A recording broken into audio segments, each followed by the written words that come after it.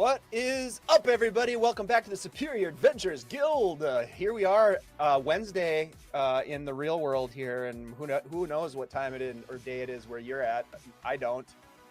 We're gonna play some House of Eidolons, and I am both excited and a little saddened because this is our grand finale of this arc, and that means that some of us may live and some of us may not through this. And I guess we're going to find out how that all goes down, but I'm very excited that we are here.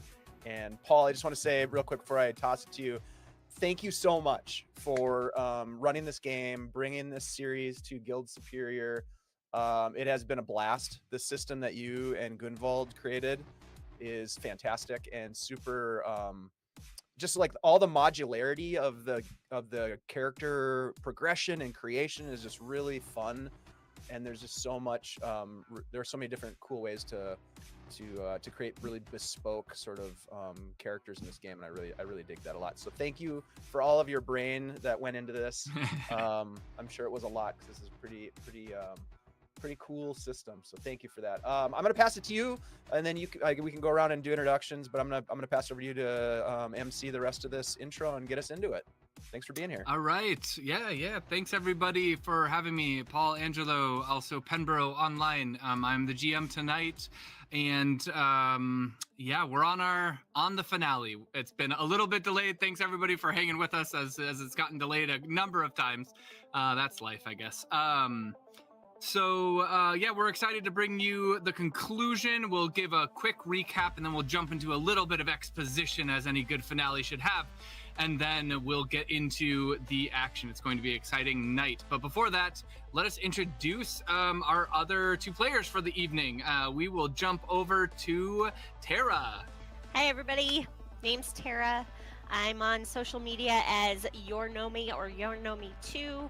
I'm boycotting the boycotting things, and I have great news. I am going on a 10-day cruise in August. I'm so excited. Good for you. Yeah. Join me. I play Oaken, by the way. Let's all go. I mean, we can make it a nerd fest. I don't care. You heard it here first, Twitch viewers. Everybody is cordially invited, cost-free, to Tara's cruise. Whoa. All right, and then our other player this evening is the one and only Alan. Alan, introduce yourself. Hi, everyone. It's me, Alan Henry. Thoroughly weird Alan Henry. I am looking forward to seeing what kind of shenanigans we get up to. I'm playing Gideon, who is a kind of what would happen if a gunslinger was actually a Jedi but wanted to be Gambit.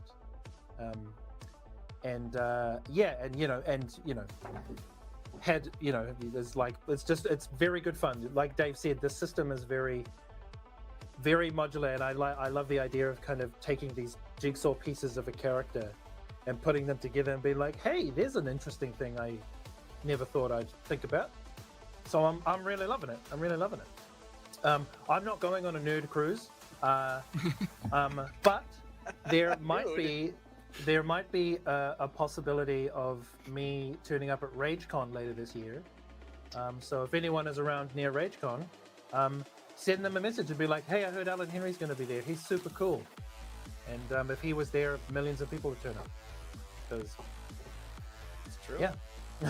It's true. But absolutely. Also, yeah, it is. It's true. And also this weekend, I get the joy of running another game for Guild Superior. We're doing Scum and Villainy, which has been great fun. I really dig these connections in this community that Guild Superior has built. It's so fun. I can't wait to play even more games. Hell yeah. I'm glad you're part awesome. of it. Unable to join us this evening is JD, who has been playing Octavius, our kind of agent. Brilliantly, too. Yes, he's done a great job. Was not able to make it this evening. And also MIA is our friend Josh, who wasn't able to make it either. Corvo. Call us, Josh. Yeah. Let us know you're okay. If he shows up, we'll get him back in there. But it's all good. We're just excited to be doing this and doing the final chapter. And Dave, you already introduced yourself, right? Have you introduced your character though? Oh, Why don't yeah, we jump no, over I to didn't. Dave for an introduction Yeah, of Wyvern? thanks. Yep, thank you. So Wyvern is so much fun. He is a net diver. His up until tonight, his identity has been a secret. But now with everything going the way it's gone, he may have to reveal his true identity. We'll see. But he is a net diver, so that means he gets to manipulate the Omni N. He gets to execute programs that just mess with stuff in the most fantastic ways, and I've just had a blast with them. It's a little bit more complex, I guess, maybe, but once you get the hang of how the programs work, you can start to see how they can sort of synergize with each other, and they can amplify each other and enhance the effects. It's really, really fun. You can have multiple programs running at the same time. So anyways, I'm playing Wyvern. He's basically a net diver hacker type. All right. Well, thanks everybody, and why don't we review what took place? It has been some time. So where we left off, Mission 2, our team boarded a bullet train. And on that bullet train, their job was to take out 4 agents of Apex Security who made up a core team that would run the security apparatus for the R&D facility that they are ultimately breaking into. They were successful, brilliantly successful, in taking out each member of the team quite surgically, I should say. And in doing so, they also had some unexpected encounters. JD, for one, our Octavius, realized that his being an individual who has no recollection of his past, what he has always thought to be amnesia, but then realizing that one of the people the Apex security agents were protecting was none other than Harper Kane, the soon to ascend to CEO of Neo Codex. He had strangely access to all of Harper Kane's things and biometrics without even trying, leading to a bit of a maybe persona crisis for Octavius during the mission. Likewise, at the finale of the mission, Wyvern had a chance encounter being pulled into plunge space with a seemingly sentient AI system, pulling the strings behind the whole mission. Finally, what did not take place on the screen and why we are missing 2 of our contacts. Shortly after landing in the HV near the R&D facility, our team was ambushed by a team, a strike team, a special ops team. No recognizable details about who they are. Came in specifically to secure Octavius. The team rushed after combating any soldier they took out. Had cyanide poison pills within their teeth to make sure and ensure that they die without any chance of their identity being figured out. Gideon and Oaken get separated from Corvo, who continues on chasing down this team. Corvo chasing after trying to secure Octavius, wherever they are, whoever this operation was, leaving only Oaken and Gideon with the clicking time clock. Each one of them has a time clicking down for 24 hours, down to a 0 game over, essentially, where they will become slated thanks to the sentient AI who has hired them to ensure they carry out the mission that they have before them. Tartarus! And that's where we will begin. Let me... a moment here. The air is hot and thick, damp from the rain that has just passed.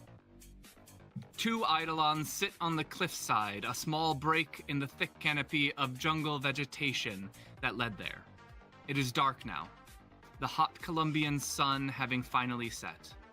In the valley below them is the massive Samsara complex, the R&D facility that they must infiltrate and deliver the tiny program payload to the core server within. There is no time for drawn-out communications with contacts. No time for well-oiled plans. Really, no time at all.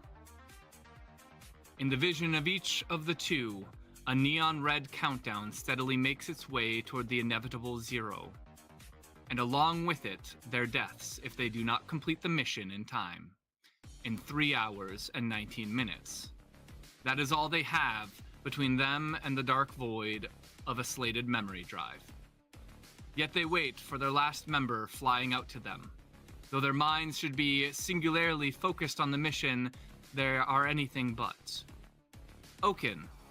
What is Oaken thinking about in this moment as the plans are coming together? Even Oaken, during her time while unconscious, had troubling memories. So tell me, what is Oaken's mindset as you're on this precipice? She is making sure her animals are secure on her, and she's probably thinking that this is a lot of pressure, especially with 2 friends out of the deal. But she is ready to get going and wants to help out in any way, shape, or form.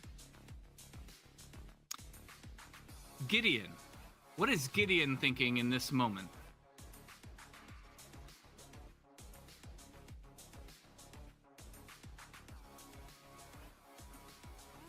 You're muted, Alan.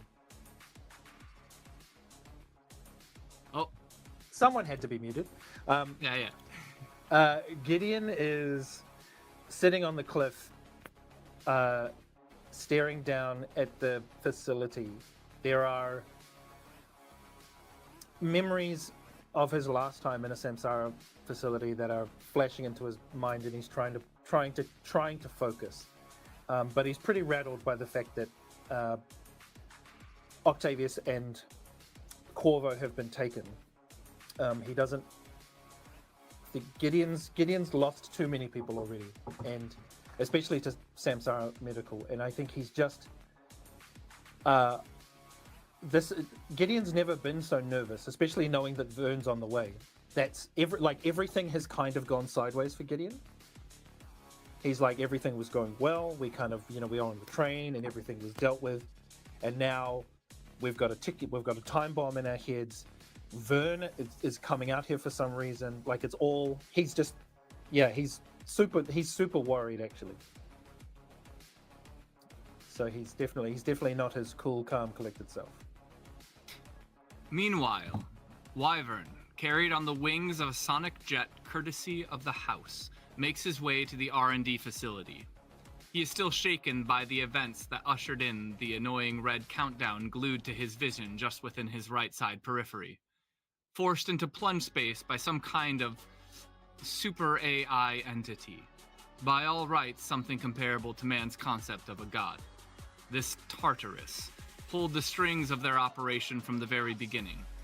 As he waits for the dreaded moment where he must throw his body out of the plane to airdrop to his compatriots, he mulls over these thoughts and more. Tell us about Wyvern's thought process in this moment. Oh my God, Wyvern is so fucking nervous right now. He has not left his, he doesn't leave his compound very often.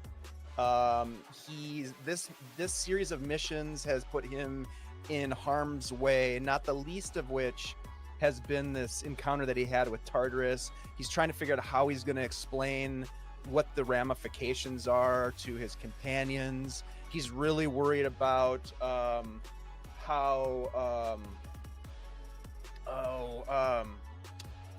basically how this is going to end, and perhaps how his friends are gonna perceive this as his fault. With this countdown ticker, he's worried about this armor that he's wearing, that he's never worn armor before. It doesn't fit right, it's hot. He's sweating, and it hampers his movement, and he feels like a little kid in a snowsuit, trying to sort of walk around, and he has to jump out of this thing. Nobody told me I was gonna have to jump out of this moving airplane, a sonic jet, no less. So he's got a lot of nervousness going on with him right now. He's looking forward to seeing his friends, but he's worried about how he's gonna be received when he sees them. And as time passes, at 1 hour and 20 minutes left on the clock, and with a hard, dry gulp, Wyvern steps into the airdrop pod and launches out into the dark sky of the remote Columbia to meet his team and execute the mission before it is too late. Cowabunga! And with a loud boom that both Oaken and Gideon hear, a metal, like splinter-shaped shard comes riveting down onto the cliffside, maybe about 100 yards off to their left, somewhere in the jungle. Gideon's like, God damn it! And dives out behind a rock or something. Wyvern, the impact, of course, you're quite shaken by the impact. You had several seatbelts strapped around you as it, like, propels you like a bullet down to the earth. And as you kind of, like, your head stops shaking, the world kind of stabilizes and you're no longer moving at sonic speeds. And all you can hear is kind of the noises of the tropical jungle outside, the birds and the kind of dripping of rain. Dave, you're muted. Oh, you're muted. Now it's me. I'll 'Cause he's pop still open the inside hatch. thing. Yeah, there we go. Yeah, I'll pop open the hatch and shakily step out, like kind of tripping and stumbling a little bit, almost as if he's drunk with the inertia that has been slammed into his face, and he'll kind of just look around. Yeah, Gideon will walk Hands. over and just be like, Vern, you okay? Yeah, I think so. I'm okay. I'm here. I'm in one piece. Am I in one piece? Do I have everything? Yeah. Yes. Yeah, you're looking. Yeah, you're in one piece. Yeah. Good to see you, Gideon. And he kind of reaches out to shake your hand. Oaken Yep. will go around Gideon and shake Vern's hand and go, one hell of an entrance, my friend. That is one hell of an entrance. Oaken! And he just kind of goes over and gives a big hug to you with his big armored arms. This is so awkward, guys. How do I look? And he's going to strike a pose. You look like some kind of mascot for like a tire company. Yeah, like Michelin or something. Mhm. Yeah. Yeah. Mhm. Well, if all else fails, but we can just like roll you over and roll you out of the way. Get a couple of photos. Okay. Sure. Yeah. You know what? Yeah, I will. I'm gonna take action shots. I like it. And as Wyvern poses, you all get a communication from why am I blanking on it? From your handler at the House of Weeping Gamora, Vaudeville. That's his name. Vaudeville reaches out. Eidolons, am I coming through? Mm-hmm. Yep. Yes. Listen, Eidolons, you don't have much time, from what Wyvern has told me. So I will get right to the point. I just received intel that in the wake of no Apex security team showing up on site, Robotica, who has recently been brought into the fold of Samsara Medical's plans with this facility, donated robotic manufacturing security protocols to the facility. You will have to deal with some amount of robotic countermeasures in place in the facility. Not only that, but for your sake, Wyvern, I would not suggest utilizing submersion space, or very rarely. Submersion space will be, no doubt, crawling with ice, and not the timid kind of beholder ice that you are perhaps used to in most situations. We are talking extremely lethal ice on this black site.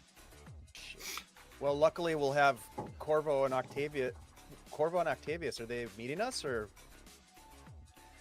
No, I got some bad news, Vern.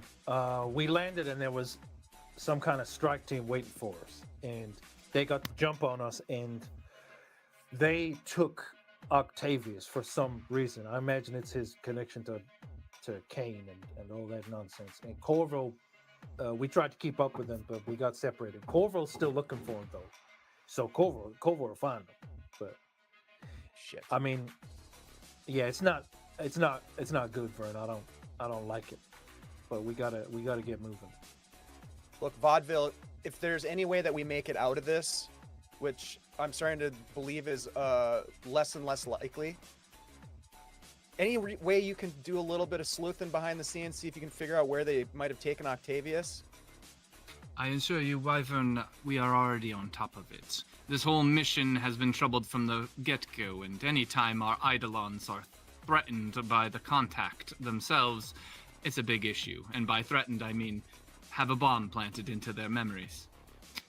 Yeah, I've been meaning to ask you about that, Vaudeville. How much do you know about the Tartarus Directive? Unfortunately, very little, though we do have a team actually dispatched researching it now.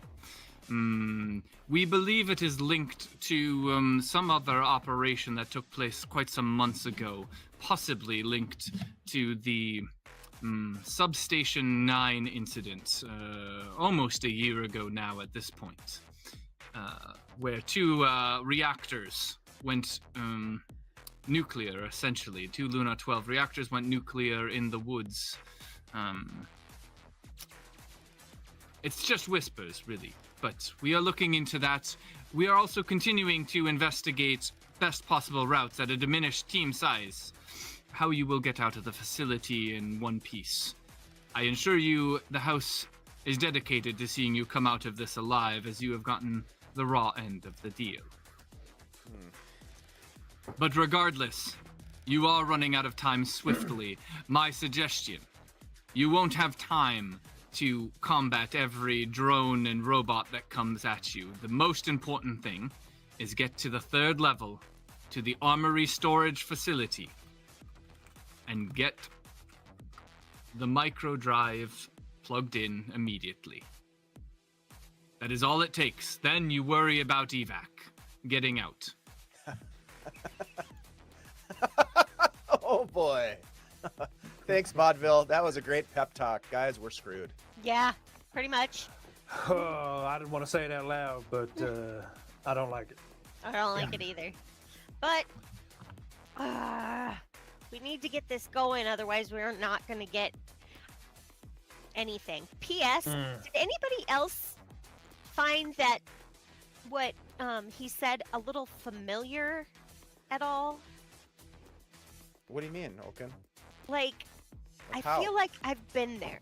Like, I feel like I've been there. So I knew exactly, like, when he said where it was and everything, my brain just showed me a picture of the place. That definitely did not happen to me. Okay. This is good though, right? Maybe. We'll see. I hope I don't forget anything else. Well, hey, on the bright side, you remember us, Yes. right? Okay, Yes. good. Mm-hmm. And we'll figure it out as we go. Vaudeville, you're not still listening, are you? Yes, I did not say goodbye. It's all right. Listen, a couple more details about the plan.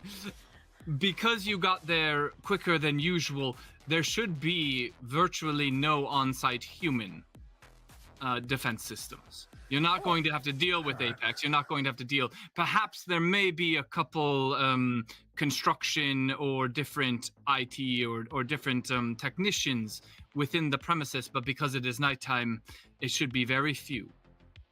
Security measures around the premise are still light, but once you enter, you're probably dealing with multiple robotic fabrication units that can actively create, quite quickly, robotic countermeasures against you. So again, trying to fight through them is not going to be an option unless you take out the fabricator altogether. Vaudeville, do you think that my new program is going to be useful against these countermeasures? Against the robotics, yes, I would suspect. Robotics are usually quite vulnerable to programs. Well, I should be able to stun some of them along the way, and maybe we can just bypass some of the defenses altogether. Yeah, well, I mean, we're going to try and get in without causing too much attention, right? Like, we're not just going to roll in there and start blasting, are we? Right. we're gonna sneak about? As much as we can, right? We got to get down 2 whole floors to something called an armory. Like that's automatically not a great sign. No. Right.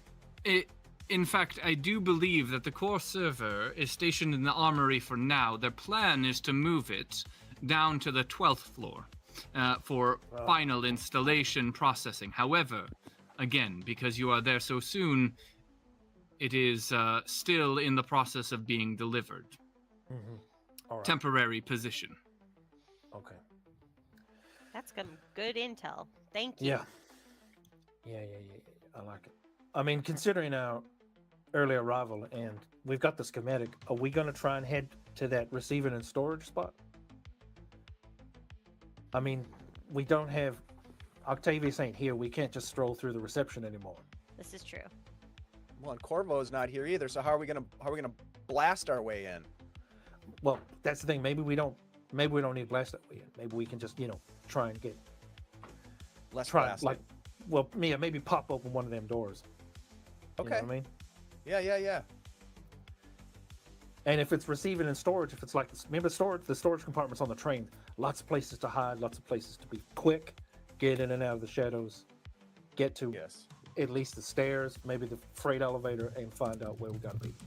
Look, I'm sweating. I'm nervous. I'm gonna follow your lead. So I'm game for all the stuff you just said. All right. If you guys want to, we can send in Zip to see what there is and what we need to come in on. Yes! Yeah. Zip is here? Yeah, Zip is here. Yeah. He's ready. Yeah. Zip's a good time. I mean, Zip and George Michael, they're both a good time. They're so sweet. Great. I love those guys. So you guys make your way down the cliffside towards the R&D facility. Now, the R&D facility is multiple structures, but you know that the structure you are aiming for is one that is near the center of the compound.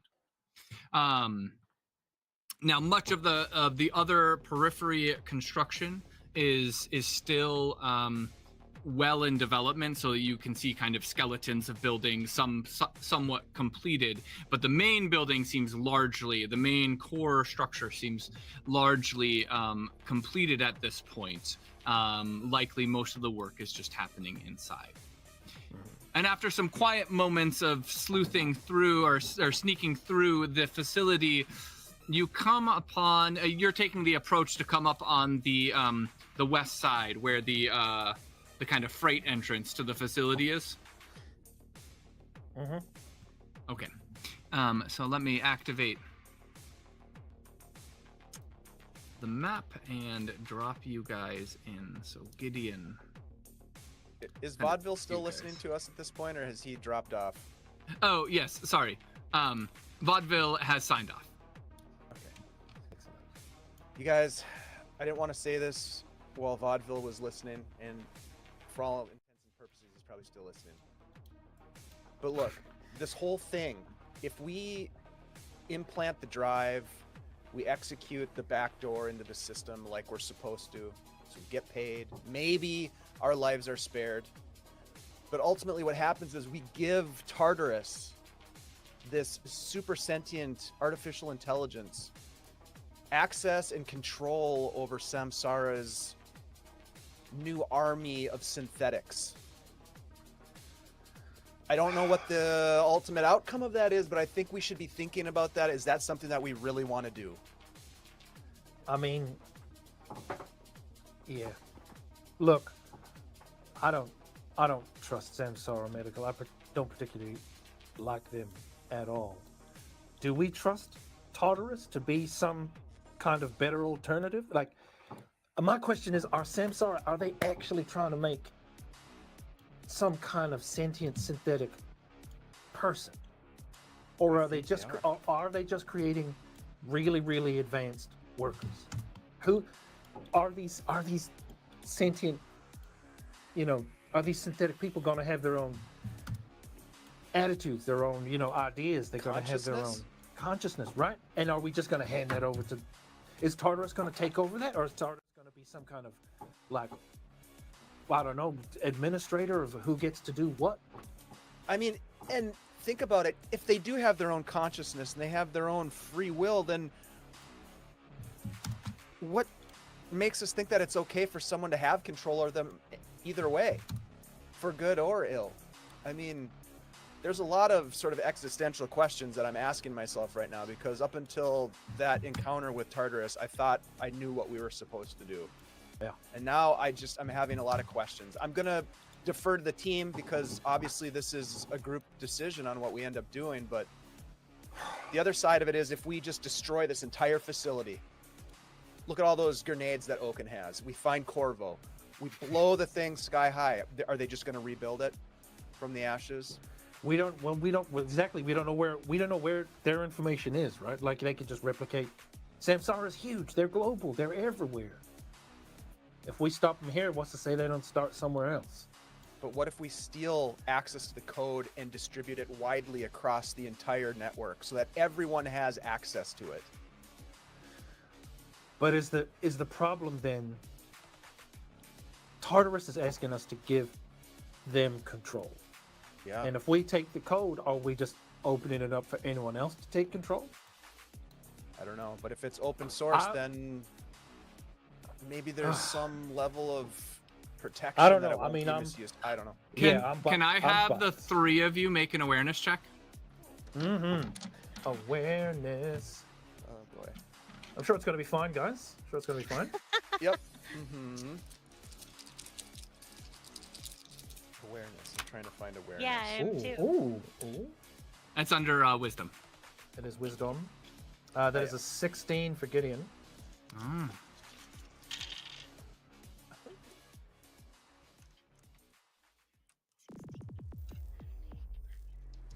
16 as well for Wyvern. 23 for Oaken. Woo! You guys are a aware bunch of folks. That's all that psionic juju going on over there. Corvo, when Octavius was taken, you bull rushed to try and secure him from a undisclosed sort of clandestine special ops unit that came in shortly after landing in Colombia. You got separated from Gideon and Oaken, who got stuck in a fight with one of the operatives. But you continued to pursue, yelling to both Gideon and Oaken to continue on with the mission while you tried and secured Octavius. You were successful in taking out a number of them, and each one that you took out would use different versions of either cyanide capsule or literally like pull a pin and blow themselves up so that they could not be taken alive. Unfortunately, you were unable to secure Octavius, but you were able to secure a heavily encrypted drive off of what you suspect was the leader who you tangoed with for a while. Knowing that you had Wyvern on your party, as a part of your party, you figured you can probably get information and figure out who took Octavius and why. Without losing time, you beelined your way, making your way over, and as the team is talking, you have made your way through the Samsara kind of exterior facilities, moving towards the inner core, knowing that you'll be able to find them there. As the three of you turn around, you see a shadowy figure coming around the corner of a building, looking mighty threatening. Gun out. I'm gonna push Wyvern behind me and be like, Vern, whatever happens, you stay behind me, okay? Oaken grabs her axe and readies it. Vern's hands just go up. I'd put that down if you're not planning to use it. And if you are planning to use it, don't mess. He's back! God damn it! You had us worried. Tell us what happened. Did you find Octavius? Didn't find Octavius. Did prove the old maxim that it doesn't matter how much training you do, a shotgun will still take you down. Yep. I did find this, Wyvern. This is more your business than mine, and throw the drive over to him. check it out. And at this, the clock in each of your right peripheries has now hit 1 hour. All right, Oh, yeah, that. maybe I should send in Zip to see what he can see first and get us going with at least an eye on what's going on in there. Yeah. Certainly. Absolutely. Okay, perfect. Look, Vern, I spent too long inside a Samsara facility, and the only thing I've ever wanted is to be free. And if we can find a way to make sure that those sentient people get to be free, we gotta try and do that. We can't hand their freedom over to something like Tartarus. We can't give it to Samsara. But you realize what the implications are if we don't do what Tartarus wants us to do. I mean, that's the end of us. Is this something that we're willing to die for? Everyone dies. Wyvern. This is true. It's just at different timing and under different circumstances. I personally don't want to die here. I don't even really want to be here, guys. Like, this armor doesn't fit me. I'm nervous. My plantar's fasciitis is kicking in. Like, seriously. Look, Vern, I don't know, man. You're the smartest person I know. You sure you can't find a way around this? Can't we just, like, Tartarus put this thing in us, right? Isn't there a way you can, I don't know, take it out? I mean, I was trying the entire flight here, trying to hack into it. I mean, it is bulletproof. Look, we'll figure it out. I mean, right. Objective one is we need to get to the core. You guys see what's in there with... No, tell us. Tell us what you see. Okay, so Zip saw 3 trucks that we could probably gain cover over, but he didn't want to go in any further because he didn't want to. So he's come back and he's going to be in my pocket. Do you guys think we can use him later? Or what? I think his odds of survival are better if he's hanging out with people in body armor. Mm-hmm. This is true. This is true. All right, so we can go. We can duck in. There is 3 large semis in there that we can take cover if we hear anything, see anything. Sure. Did he see what that blinking red light is down there by them trucks? No. Gideon, in general, from what you can see, the blinking red light seems to be the docking controls for the large garage doors that the trucks are pulled up to. Each one is closed, but it looks like there's an external docking control. Sure. All right. Well, let's sneak in there. I mean, we're running out of time. The clock is ticking, as they say. Yeah. As it is. Yeah, it looks like that. Maybe they're backed up against a freight elevator. If we can get in there, that might get us all the way down. Let's do it. All right. And Corvo, so you know, in the journal, there is also a schematic for all 3 levels of this facility that will show kind of the designations to each of the rooms for your review. Okay, go ahead and each one of you make a stealth check as you move up to the garage doors. This is really where I shine. No doubt. That was a joke. 13. 13, okay. 16 for Gideon. Nice. Well, Everin, tell me that juicy number. Yeah, 9. There we go. Yeah. That's actually not too bad. For the 2 dice, I'm guessing you're rolling. Corvo? 1 second. Is it a dexterity based? It is dexterity. Is it 3d6? Right. I have 3. Yep. Oh, nice. Yeah. You're not so bad. No. Yeah, that's pretty on brand. Remember, you've got edge dice. Corvo is who he is. That would be a 4. 4. Okay. Perfect. Yeah. Gideon and Oaken, you guys move in like true ninjas. Go ahead and move yourselves where you would like. As for Wyvern isn't too bad, but like in his kind of oversized armor that he is trying to get into. It is a little clinky as he waddles in. Quiet! God damn it! Corvo, on the other hand, doesn't even seem to be stealthing. He's just kind of keeping up his same walk that he had walking up to you guys, which was rather obvious. He just kind of keeps on strolling in.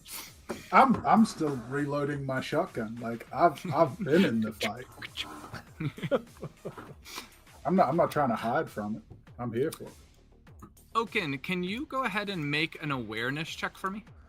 Sure.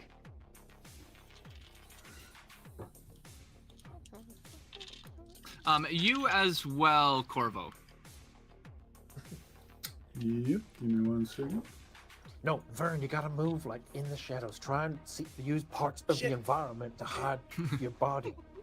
Oh darn. Okay. Yep. But I can't see very well. But okay, it's dark. Yep. Oaken got 19. Nice. Ooh. Yeah. It's going to be one of those days. I got 7. Nice.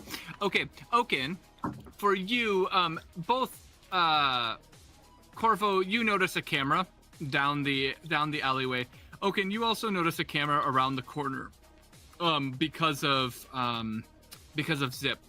However, Oaken, you realize that these cameras are on a pivot, so they're meant to be scanning and looking and kind of honing in on things, but they're completely stationary. So even though they're on, they don't seem to be tracking to anything. Okay.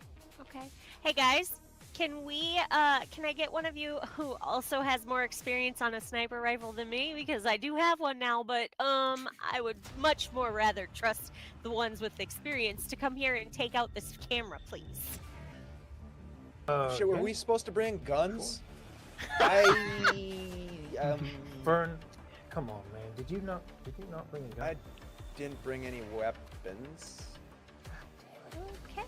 Here. Okay, Here. could I have a grenade? Yes, have a you grenade? can. Yes! Vern, oh my god. Okay. Oaken hands over a flashbang grenade. Yes! Okay, let's deal with this camera, and then I've got one I can give you, Vern, if you want. Do you know how to use one? Not really.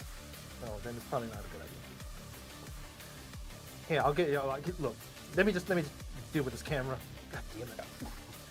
Yeah, I'll try and take a shot with Okay. the camera. Yeah, go ahead and make a firearms check. Firearms. I could go here now with the What's up, Jose? sniper rifle, +6 to hit. Oh yeah. And fortuitously, this one is silenced. Oh, nice. So that is 4, 8, 12, 18 plus another 3, 21. You nix that camera. It is out. Kind of explodes into little metal parts. And Gideon will go back to Vern and just be like, okay, look, here. And he's going to, from behind his back, he'll pull out a, it looks like a dagger, like a tuntal. And he's like, now, here, put this on your wrist. It's got a tether on it. You can throw this thing and pull it back. Okay? Yeah, and you're just gonna throw it. All you gotta do is throw it at things. You can cut people with it. You can stab people with it. It's fine. But here, you see this button? You push this button, and it activates a field on the blade. This thing can get through armor. All right? Oh shit! He just on off. Yeah. On off. Very cool. Yeah. I'll send you the details for it.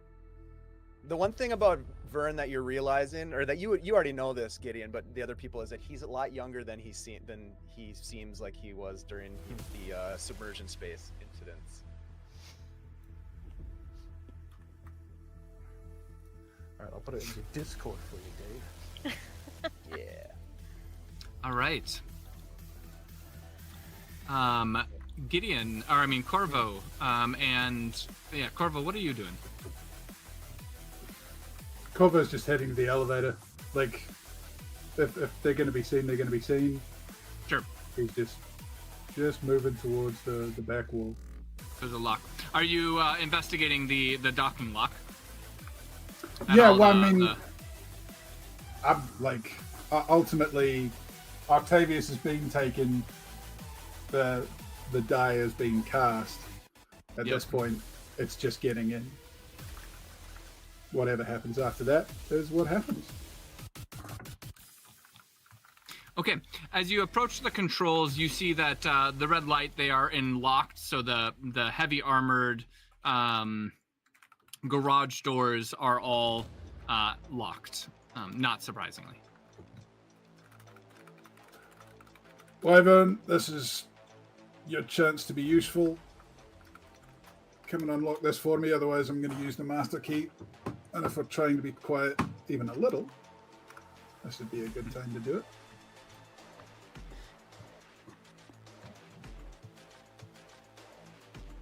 All right. I've never streamed before. Do you can I hack into this? Can I hack into this locking mechanism? Oh, See if I yeah, can you pop it can open? you can either use just a basic hack or like a breach if you wanted to, but basic hack is probably sufficient. Yeah, I'll do a basic hack. Oh yeah, that's gonna be nice. That's gonna be it'll be 18. 18. And with that, the light turns green and the garage door opens. He's gonna reach his hand up to Yo. Corvo for a high five. And I And just you guys like I hand him a grenade, just stick a grenade in his hand. Nice! Now I have 2. Oh man. Double check the one I gave you still got the pin in it, would you? Pin? What's a pin? This thing? Yep, that sounds about right. Hold on to that There one you go. tight for me. Yeah. Yes, and so now you guys can squeeze into the garage area if you so wish. I'll have to move you because of the collision, but Yeah, let's do it. Yep. cool. All right, who's going in first? Corvo.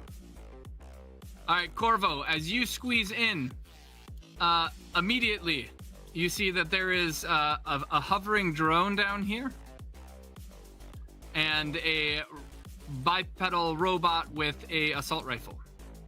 Right? I'm sure it's There going we to be fun. Yes. And so why don't we all go ahead and make reaction checks at this point as combat ensues.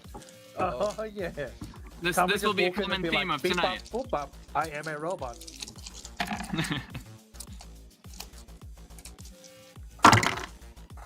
Reaction. Ooh, not bad. It's a 14 for Gideon. 11. 14. Okay, hold on 1 second. Remember your numbers. Okay, so Gideon, you said 14? 14, yes. Very good. Corvo, you said 11? Mm-hmm. Wyvern? 9. 9.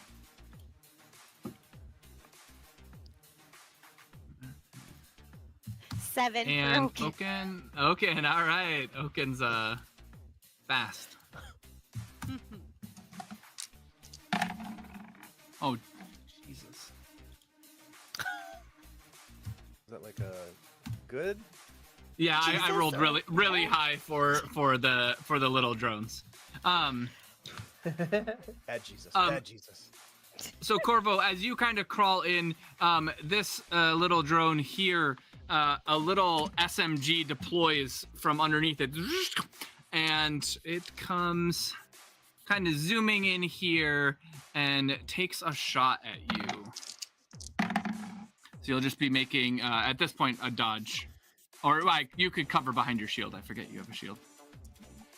I'm gonna hit it with cover fire is what I'm gonna do. Okay. That'll be an edge dice. Yep, that's fine. That is all good. So that is Go ahead and make a shooting attack. fantastic. Paul, do we have a capstone? Yes, you have all your edge dice and capstone back.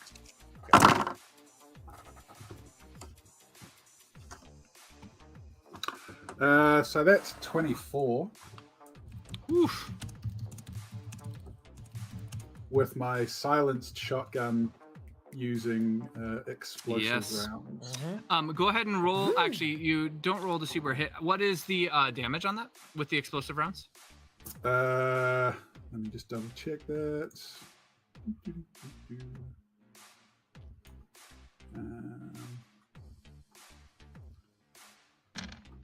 Come on, I thought I had this written down. Culpa? Shotgun is 4 plus the explosive rounds. I think is 5 with a shred, probably 3 or 4. Yeah. Yeah, I think it was shred 3 is what I saw. You hit the drone.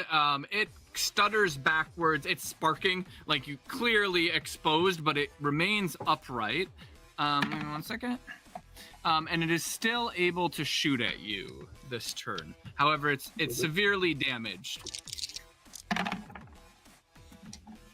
So I'll need you to make a dodge or a cover save. It is at a penalty because it's -3 penalty for cover fire, correct? Yes. Okay, perfect. Cool. So that would be...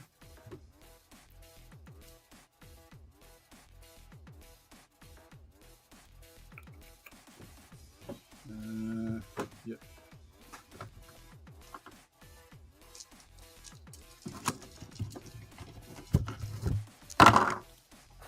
Okay, so that's not awful. 11. 11, that actually succeeds. It only got a 10. So you just barely dodge out of the way of its spray of bullets. Then you hear a whirring behind you as another drone comes from behind these crates. And it too is shooting its SMG at you.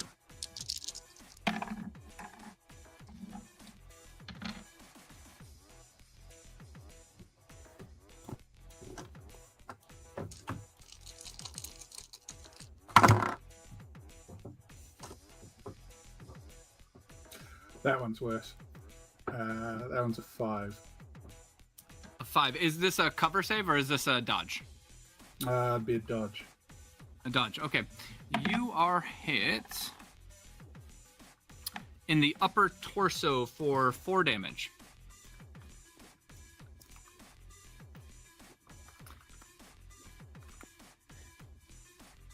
No sooner has Corvo entered into through the doorway, you guys hear just guns going off, plinking against metal. You hear a shotgun blast, and then like sparking noises inside. Gideon, you are up.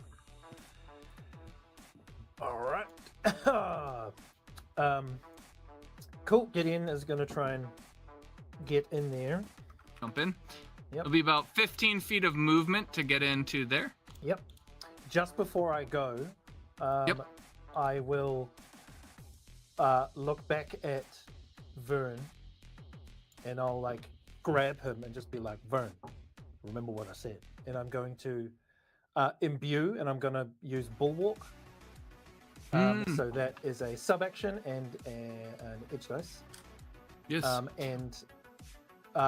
Vern gets imbued with a psychic shield that can absorb 4 points of damage. Okay. Real quickly, Gideon, is your amplifier and resonator, your psionic amplifier and resonator, still 2 for each, or is it increased? No, amplifier is 4, resonator is 3. Is 3. I think you can actually bulwark an additional person. I can indeed. I was going to bulwark Corvo on the way in. Ah, perfect. Okay. Yeah. So Corvo and Vern, you guys now have a shield that absorbs up to 4 points of the first damage dealt. Mm-hmm. Importantly, when that damage hits you, it loses all tags. So if it has shred or pierce or energy, it loses all of those tags. So it negates any sort of special conditions of guns. Sweet. Yep. Thank you. And then with my main action, I'm just gonna fire at this one up in the northern part of the room. And having only made a 15-foot move, are you using sniper rifle or your pistols? Pistoles. Probably the sniper rifle, because that's what was in my hands. Okay. Oh, actually, perfect. no, because I can't, because the sniper rifle counts as hitting when I'm moving, right? You would take a -5 penalty to hit because you only made a half movement. If you moved any more than what you just moved now, you couldn't use it at all. Oh, yeah, well then I'll still use it. Did you want to imbue it first, or are you? No. You do have another sub action because you only moved 15 feet. That's going to.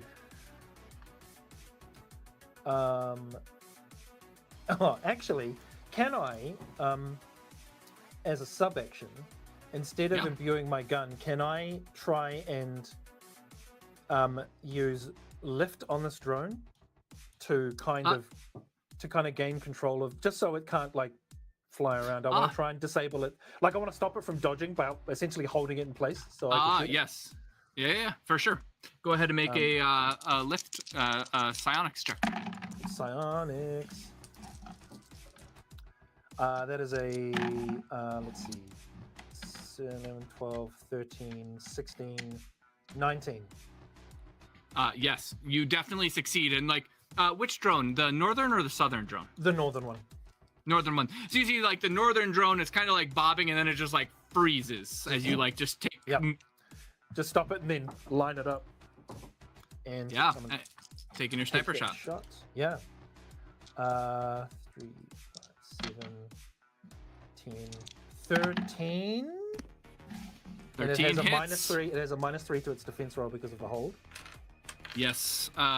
13 definitely hits. So you deal 5 damage to it, severing like it. These drones are kind of have like a layered armor on the front of them, and you completely split that armor apart, and you start to see a little bit of shocking going on inside of it. Yep. Cool. Yeah, I'll just look at Corvo and just be like, well, I opened up that one. And put it down though. Corvo, you are up next. I think he's still got some friends. Let's go and make ourselves known, shall we?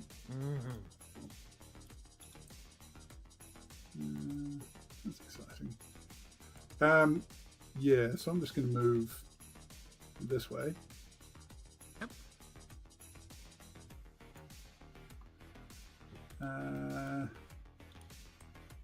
And throw an EMP grenade at. Ooh. Oh, nice. What is the radius of the EMP grenade? Is that a 20? Actually, I think that is 10 feet. 10 feet for EMP? I believe so. Let me double check that.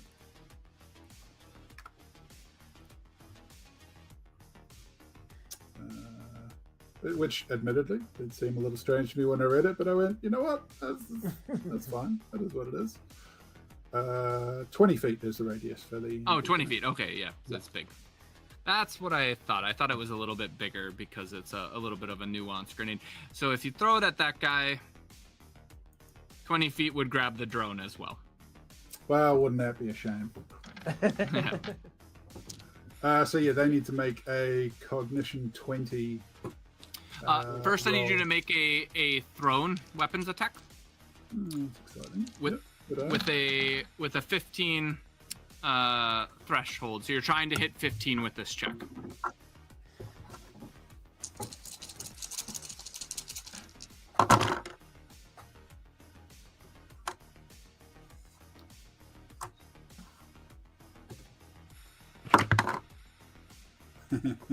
Hmm. 17. 17, perfect. So it hits smack dab. So now each of the drones need to attempt to dodge essentially out of the blast or get behind cover. So they're going to attempt that. First the drone who's sparking profusely. And then the main robot. Oh, he did not roll well. So the main robot definitely did not succeed. The drone actually managed just to skirt out of, and it's sparking to skirt just out of range of the EMP explosion. Well, so robot technically there's two steps to it, right? So there's the damage that it takes, and then there's the cognition check. Yeah, so first it's the thrown weapon. You use a thrown weapon attack, and then they attempt to dodge it. If they get hit by the effects, then you apply those abilities to them. Got it. Does that make sense? However, because this robot is at the epicenter, it's going to take 50% additional damage from the blast. So what is the damage of the EMP? So that's 4 damage. 4 damage, so that's going to go up to 6 damage. All armor is ignored. Is ignored. Yeah, that's what I thought. Okay, I was just looking that up. So that's just raw to the HP of this robot. And then it needs to make the threshold check to see if it becomes stunned. Yes. So you hit it. It takes the brunt of the blast. Like the grenade hits into its like lower torso, abdomen area, and then it goes off, dealing severe damage to the internal networking within its stomach, and then a cognition 20. You said. Mm-hmm. Perfect.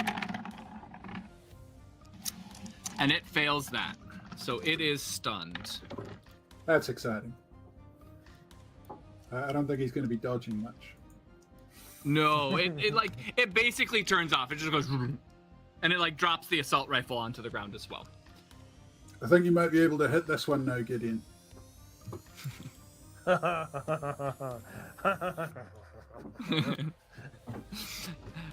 Anything else, Corvo? I think you still have some movement. You only moved about 20 feet. Yeah, I think I'm just going to keep walking down the robot.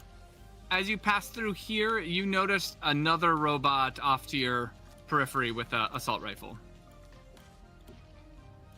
Oh, good. Perfect. Wyvern, you're up. Wyvern is going to run for the door to the freight elevator. Like the one at the very back. Yeah, right. This one here. Perfect. So then go ahead and make a running check. Okay. This will consume your action upon running. Gotcha. Oh, that's going to be a total of 5. 5. I love it. Yes. So I think you can move another 25 feet. Yeah. So you get to about there. All right. Anything else? Any sub actions that you want to use?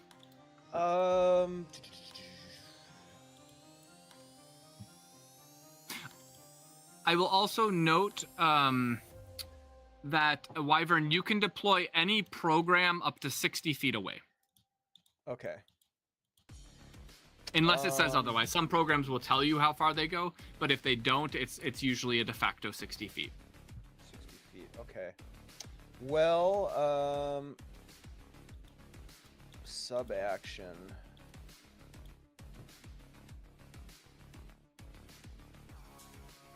What can I do? Can I implement something to get this door, like start working on opening this door from the distance that I'm at? Yeah, let's do that. Yep, so the control is within 45, so you could use breach. Is breach a sub action to deploy or an action? Breach is a sub action. There you go. Let's do it. Okay, so go ahead and make a hacking check. We look at breach.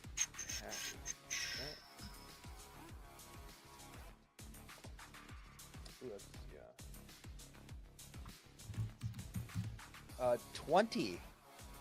Oof, that's with you added your skill to it? Yep, that's with the bonus. Yep. Perfect. Yes, breach made the threshold perfectly, and with that, the light turns green, and the freight elevator is now accessible. Time to go. Yeah, we're working on it, Vern. And as Vern yells, time to go, this robot comes up around the side, actually kind of pokes out around the side, taking cover behind these boxes, Corvo. And it shoots its assault rifle at you. No.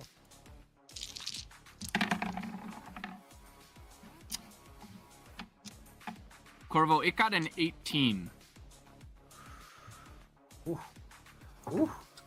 Okay.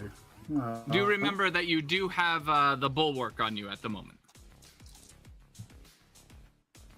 So if it hits you, it'll negate 4 points of damage. Yeah, no, I did not make that. Not even close. What'd you get? That would be a grand total of 9.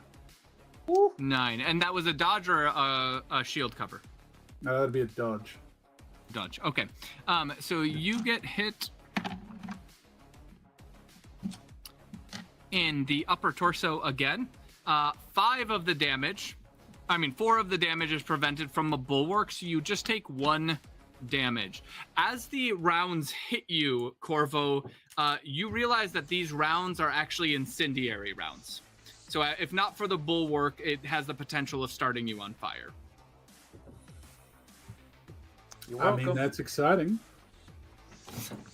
And the other robot is stunned. Is it stunned for 2 turns, Corvo, or just 1? I don't remember on EMP grenades. I can check. So it's stunned for 1 round. 1 Basically, round. it Okay. misses its turn this time. Yep. Comes back to the next one. Perfect.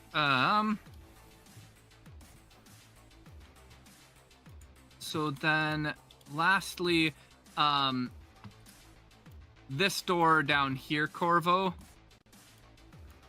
slides open. Oops. Down in this corner here. And let's see here. That's 20 feet. Time to go. 2 robots come out. The one that just came out the door and kind of headed directly for you is shooting at you, Corvo. The other one is shooting up at Gideon. Oh no. So we'll go with Corvo first. Oof, I'm rolling really hot tonight. Sorry, guys. Corvo, that is 24. 24. I think. It was like all 5s and 6s. Sorry, guys. It's lucky because I've got a pizza in the oven, so when Corvo dies, I'll just go and get that out. Yeah, that's 11. 11, 24. If you use an edge dice, you can avoid a critical hit.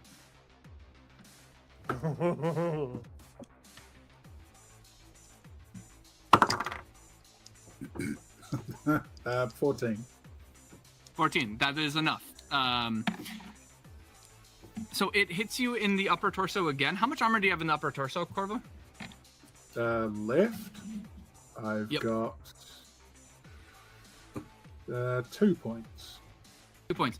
Corvo, you lose the last 2 points of your upper armor, and you're now at 7 HP in your upper torso, and you gain the burn 2 tag. So at the start of your turn, you're going to take an additional 2 damage to your torso until it's put out. Exciting. Gideon. Yes, Gideon, the shot coming at you.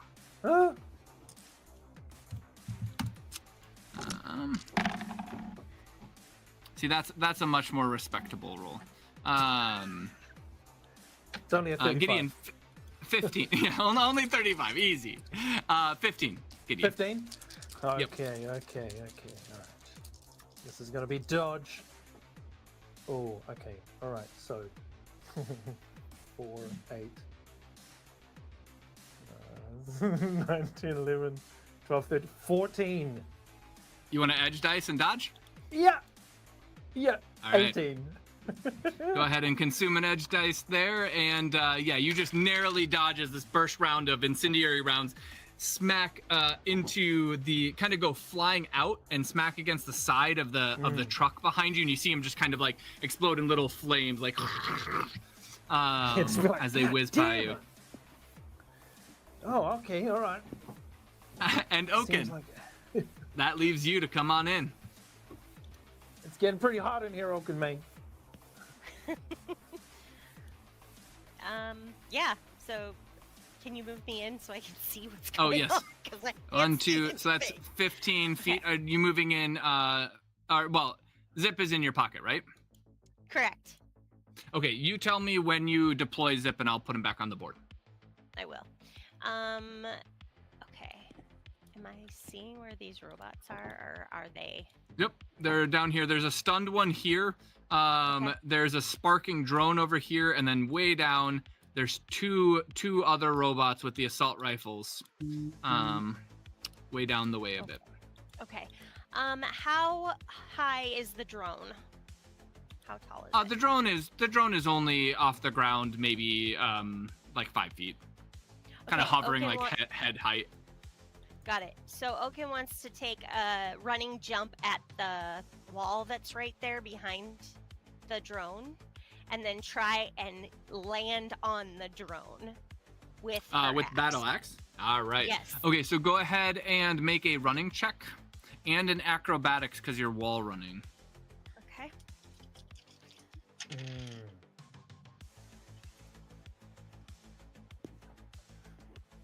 13 for running. Okay.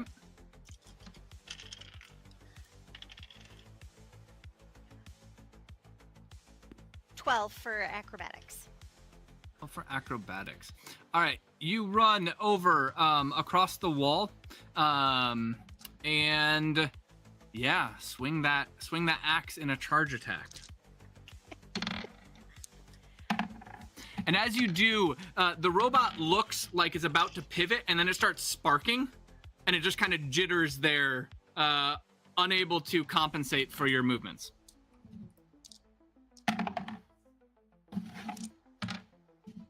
Swing that axe. It's 12, 13, 14, 15, 17 to hit. All right, Oaken, how do you destroy this drone? Oaken will raise the battle axe, and she is the drone still off the ground with her on it, or is it not taking her weight? Oh, if you jumped onto it, it definitely drops to the ground. Okay, cool. So then she takes her battle axe and she brings it down and smashes it in twine. Nice. And the drone kind of splits into two, sparking and exploding. And it is kaput. All right, Oaken, anything else? I think that's your turn. You might have a sub-action. Anything you want to do with sub-action? No. Okay. I'm good. Thank you. With that, we go back to the top of the turn order. Gideon. Oh no, the drone. Sorry, I actually deleted the drone. This drone you had shot, it kind of pivots and goes low to the ground, taking cover behind the crates here, and it is shooting at you, Gideon. Oh, of course it is. This is not quite as good. It got a 12. 12? Okay. That sniper round to the head of it, it's not going well. 13. 13, yeah. You dodge out of the way. SMG bullets go spattering past you. Oh, it's getting spicy. All right. And now, Gideon, you're up. Okay. Can I mean, it shot at me. I'm going to take a shot at it with my, just with the pistol though, not with the sniper rifle. Okay, so you're going to use a sub-action to switch out weapons? Yeah. Okay, Yeah, so you switch out weapons. You can draw both pistols if you'd like. Or just the one. Your call. Just the one. Just the one. Okay, cool. Yep. And go ahead and make that pistol shot. 16, 13, 16, I think. Hang on, let me double check. 16. Yeah, 16. Ooh, you just got it. Cool. That's 3 damage, but it is pierce 2. 3 damage, pierce 2. Very good. This one is now sparking profusely. Would you like to... Is yours the revolver? This is the revolver, yeah. It's a single shot. Okay. Yep. So this one, this guy looks like it's close to going down. The second shot pierces through, breaking away any remaining armor, and then you can just kind of see electricity sparking from the inside. Yeah, sweet. So yeah, Gideon will pull that out, blast it, and then just start running in the direction of the elevator. Ah, nice. Okay, because you used a pistol, that you can use a sub action with that. So you can go ahead and make a running check and make a full run. Cool. 6, 7, 8, 9, 10. 10. Okay, so you can move a total of 40 feet. Yep, and just full 40 feet. Yep, in a line. Perfect. Perfect. So Gideon runs up to here. And Corvo, you're up. Your torso takes another 2 points of damage. Now at 5 points from the burning.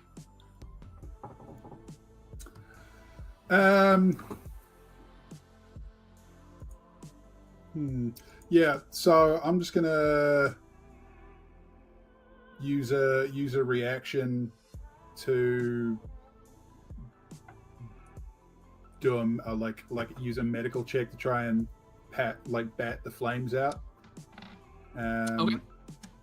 Because go ahead and make go ahead and make a medicine check. Actually, your reaction can be done in between your turns, since you didn't use a reaction already, so you can actually put it out. If you succeed, you can put it out before you take the 2 damage on your turn. Well, let's try that. Yeah.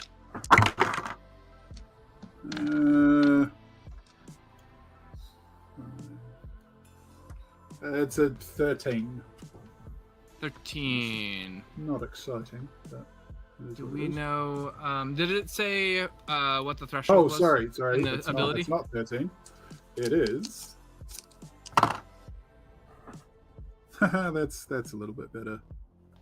That is 22. 22. Yeah, you definitely put out the thing. All right, Yeah. so you do not take the 2 damage. So you have 7 HP in your torso, and now you have your full turn. You did that just before your turn started. Outstanding. Gotta love being an EMT.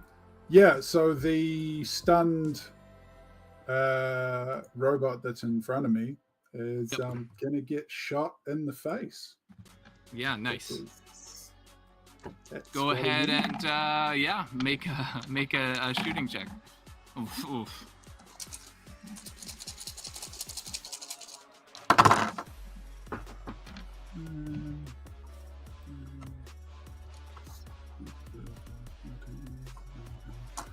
Yeah, 22. Yeah. You blow off the head of the robot, and it goes down. Hell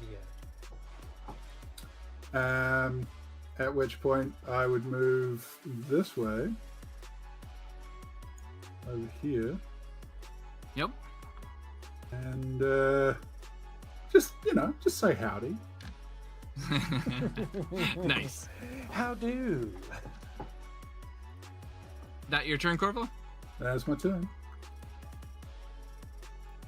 Oh shoot, I took them out of the turn order again.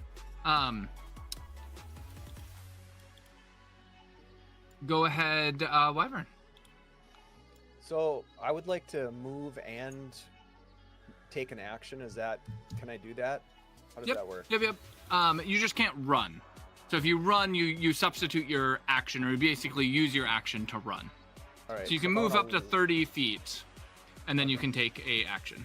All right, I'm going to do that. 5, 30. As I get here, I am going to use system shock on this. Ooh, droid. nice. Yep. That's hacking for cyber defense. Hacking, yeah, cyber defense. I think that's right. Defense. Yeah. All right. So, and then let me roll first to see if it's successful. Oh yeah. That's 23. Yeah, he got a 13. Yeah, and there's a threshold of 26 to beat. Otherwise, they'll be stunned. They will. What am I making for the threshold? What skill? 26. Oh, cognition 26. Cognition. Okay, thank you.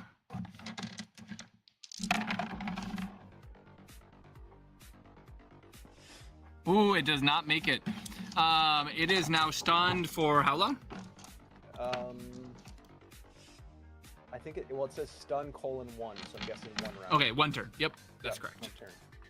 Okay. As you run up to say howdy, Corvo, all of a sudden like this like stream of code manifests in the overlay around the droid's head, and it just like and just kind of like turns off as well. Well. Time to go, guys. And with that, the other 2 drones that are over here, this one keeps on moving forward and is shooting at you, Oaken. Okay. Actually, they're both shooting at you, Oaken. Oh, great! Yeah. Super fun. Cool. Uh, Yeah. What a great time. First one, 18. Okay, hold on.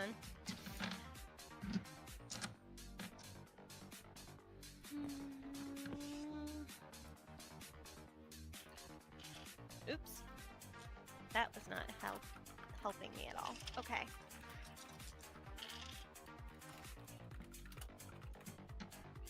I got 13. 13. Okay. You are hit in the upper torso as well. How much armor do you have in the upper torso, Oaken? I have hold on, the full titanium composite plating, so I have 6. 6. Okay. So you don't catch on fire. As long as you have AP still on the body segment, you won't catch on fire, but that is reduced down to 1 now. Okay. The second one shooting at you, Oaken. Dodge, bob and weave, serpentine. 9. Oh no! This one got a 21. Oh, geez. Oh, Oaken also in the upper torso. So Oaken, you are down to 6 HP and now burning in your upper torso. Okay. That's not good. That is not good. But I mean, Oaken, the it real is- question is, are George, Michael, and Zip okay? Yeah, right. I don't know. Which part of the torso am I getting hit at? Right in the sternum. Okay. Then they're fine. They're in pocket. Oaken, it is now your turn. You take 2 more damage. So you're down to 4 HP in your upper torso. Okay, I want to try and put this fire out, please. That will be an action.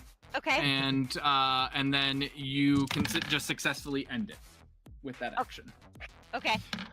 So you are no longer on fire, but you now only have sub-actions and movement. I would like to take a full run or a full movement towards Yes. the freight elevator, please. Perfect. I think you can probably get to about there, or if you Yeah. want to stick close to the crates. We're good. I'll go there. Okay. Perfect.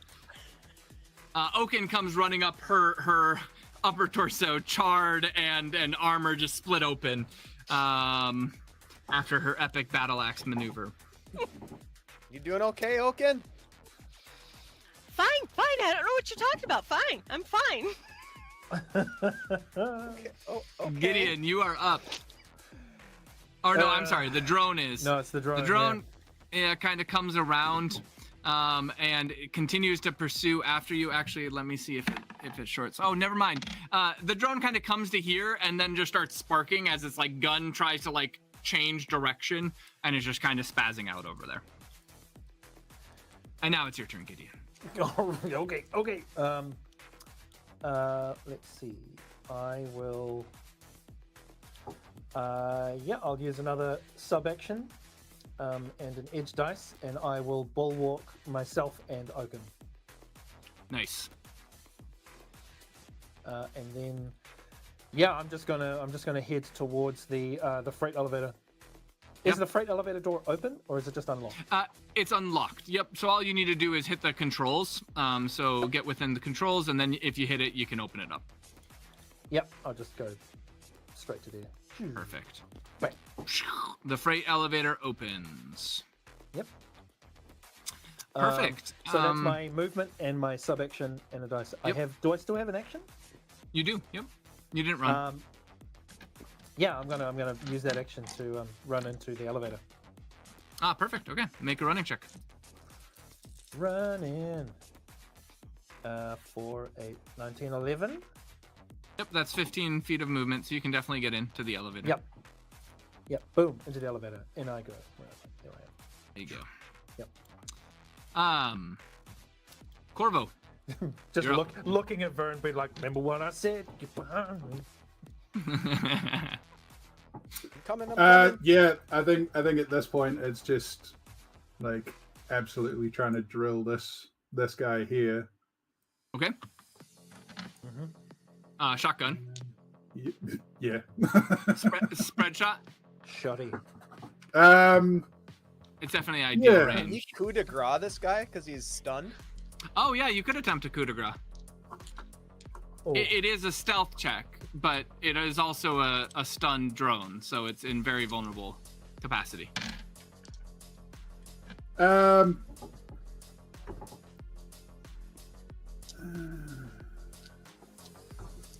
I didn't get into this to be stealthy. Yeah. No, we're just going to use the shotgun. Just gonna shoot it in the face. Old trusty. Stick to what works. Reliable. Stick to what works until it doesn't work, and then panic. Yeah, which would be 20. 20. That is a critical hit to the head. The drone, yeah, you just blast off the head of the robot. Yeah. Hell yeah. Yeah, I'll hear that shotgun go off again and just be like, Oh, Corvo, you right just hear here. a boom. Yeah. Yeah. You just be like, Corvo, ride's here, come on. And then I'll head to the You have to move around. There you go.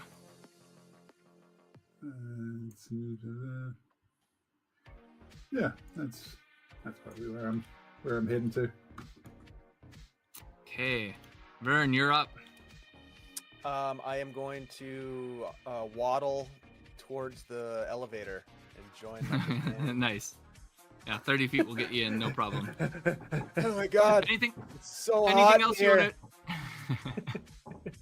Anything else you want to do with your action economy, Vern? You still have an action and sub-action you can use. Yeah, I'm gonna hack into the elevator controls, so I'm ready to make this thing move when everybody's inside. Yeah, go ahead and make a hacking check. That is going to be a 21. 21, yeah. You are definitely inside the elevator controls. Let's go to the robots next. Oaken, this robot continues its relentless pursuit forward. Come on, let's go! Oaken, you're getting one more shot at you. He's behind you. Sorry. Oh wait, where's Yep. Oaken? Where's Oaken? Yeah, she's off to your side, just Middle behind of the you. room. Yeah. Are you going to do cover fire? Yeah. I'll do cover fire. Yeah, do that Go couple ahead and make a shot. Oaken, down. times.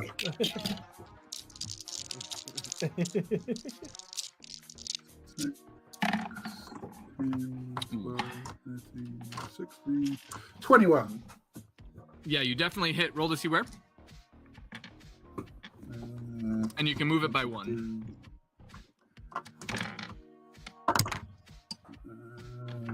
So that's a 4. A 4, yeah, that's upper torso. It's a pretty good spot to hit. That'll do. The old upper Perfect. torso. You rip open the armor of the droid. It's sparking a little bit in its chest, but otherwise stays upright. Its shots continue at Oaken. However, this time at disadvantage or at a penalty. Oaken, I need you to go ahead and make a dodge check. Okay. 11. 11. Oaken, you get hit. You get hit in the right leg this time. Okay. But you got that 4 points of shield, remember? I got the 6. Yes, that's right. So you only take 1 damage to your right leg because of the bulwark that's on you. Okay. So its armor is just reduced to 5. Okay. Perfect.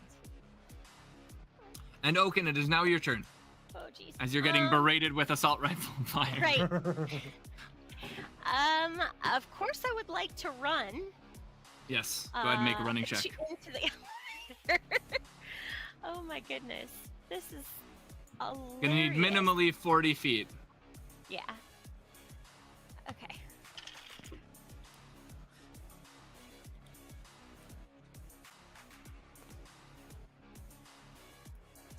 13.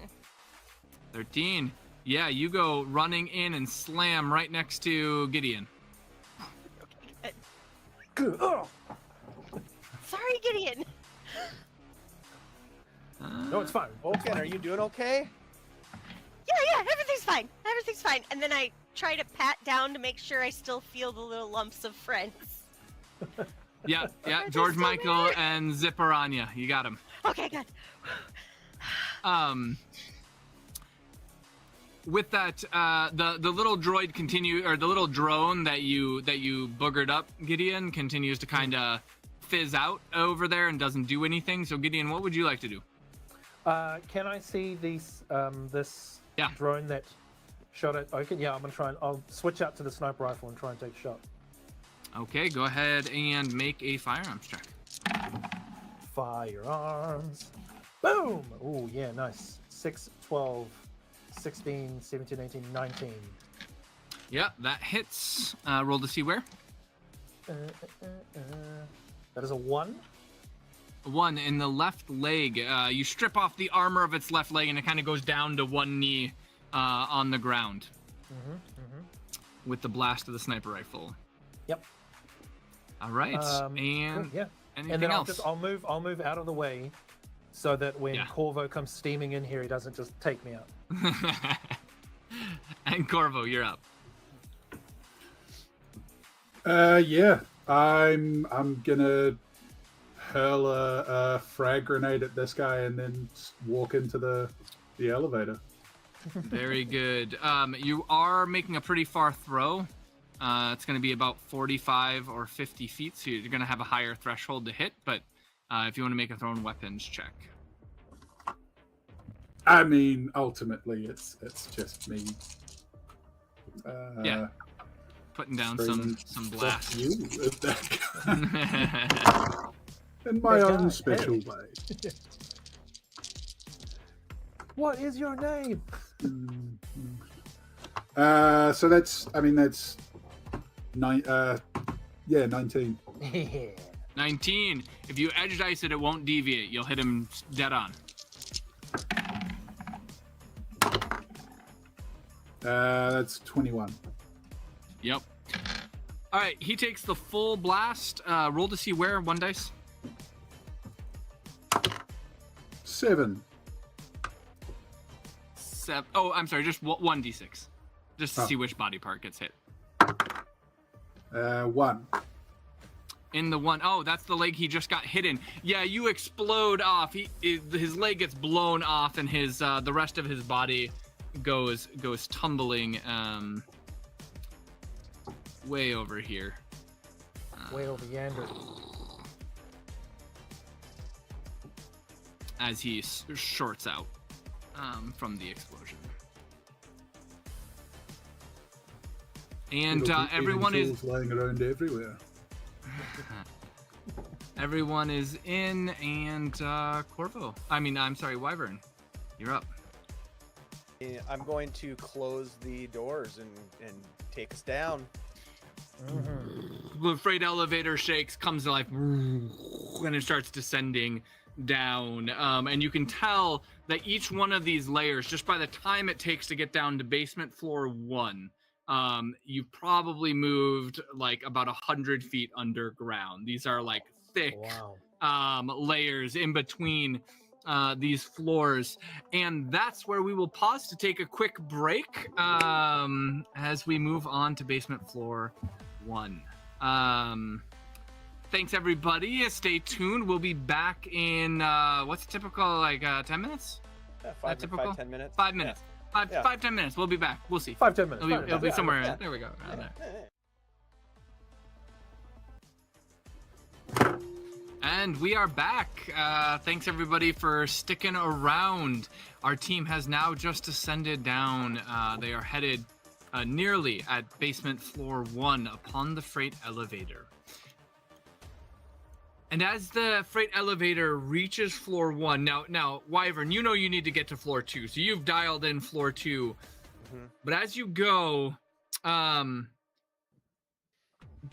of a sudden the screen blasts out like emergency lockdown. This As isn't you hit happening. basement, floor 1. And you are forced out of the controls, Wyvern, of the elevator. Shit. Now you could try and pry your way back in, but whatever has kind of forced its way, forced you out, seems to be a even more difficult locking algorithm. Shit. I'm going to try to hijack it, excuse me. Okay, go ahead and make a hack hijack. This isn't happening. This is bad. Ah, jeez. Oh, that's not a good roll either. Damn. That's gonna be a 15. Yeah. As you try to hack through it, it just, it's like going up against the code is just too fast and too relentless, and you're unable to breach the algorithm that has come in, the security protocol. In addition, yeah. I forgot, but I do have an upgrade which gives me a power +1. Does that mean I get to roll 1 more d6? No, that just means you get to add +1. Oh shit! So 16. 16. It's still not good enough. No. Same result. However, a little alarm in the freight elevator starts going off. Well, that's not good either, actually. No, that's not good. I mean, Vern, do you reckon you can get this boat moving again, or are we gonna have to get out of here? When we open those doors, we don't know what's on the other side. Nope. Did anybody know what the vertical distance between the door to basement 1 and basement 2 is? Judge about how far we just went, like 100 feet. Yeah. Okay. And I just start banging, like stamping on the floor, trying to find the weakest point in it. Okay. Go ahead and make a machining check for me. Wait, no. What is he doing? Wait, what are you doing? He's trying to stomp his foot through the floor. Yeah, if the elevator ain't moving, we got to get down there. Okay, let's find out. Did anybody bring rope? Oh, I did. I did. Yeah. So that'd be a 5. A 5. Plus an edge dice. That's a 9. How exciting! Capstone. Okay. Luckily for you, you did not damage your left leg armor as you're stomping on the ground. But yeah, you have no idea, but all you can tell is that the floor of this freight elevator seems pretty dang sturdy. Are we taking into account the fact that I'm using my thunder thighs for that? Go ahead and make a lifting check for me. I myself with the thunder thighs bonus, which is fairly substantial. Oh, geez.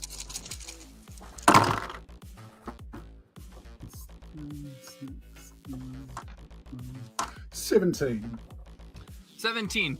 As you're stomping on the panel, you do end up like essentially. There's not supposed to be a hatch here, but you're essentially starting to make a hatch with your foot, Corvo, into the ground, and you can kind of start to peer down the very long, dark shaft, and it's essentially bottomless as far as you can see, because you know that the second floor is not the final floor of this facility. In fact, apparently it goes down 12 plus. That's right. They wanted to move it down. Yes, you kind of see down this dark shaft of you slowly start kind of stomping a man-sized hole or kind of like this paneling out from your foot. Yeah, so after I've managed to like stamp that through, and I don't imagine it'd take me enormously long based on the construction methods for elevators. Well, I mean, yeah, Ms. May's also got a massive axe as well. It's fine. I'm going to grab one of the eyelets that I was using for locking the train doors and bang it into the floor and take the reel of cable that I've got and secure it to the eyelet and just drop it down. I can't remember how much cable I still had, but it was definitely enough to hold the weight of the entire party. And honestly, 100 feet feels like it would be short for a reel that would fit in my backpack. I will grant it. Wait, we're gonna go down there on that little cable, all 4 of us. Wyvern, that little cable could pick up the craft that brought us here to Columbia. I wouldn't worry about it. It's fine. How do I attach myself to it so I definitely don't fall to my death? Well, that is a problem. Close your eyes. But Just close your eyes. here's the thing, Wyvern. Here's the decision you get to make. You can either open the door in front of you to something that you have no idea at all, or you can finally put those upper body muscles to work for about 30 seconds, and then we can get in the next door. Speaking of which, from here, can you open Basement 2's door with it so that we can just swing right in? And Wyvern, as you're thinking about that, the elevator door slides open. Oh, shit. Problem There solved. there is a robot standing here, except instead of assault rifle, it has a flamethrower. Of I need course you it guys does. to all make a reaction check. Oh, God. Of course, it's got a flamethrower. Of course. Ah, jeez. Ah, jeez. Oy. 6, 12, 17. 17 for Gideon. 10 for Wyvern.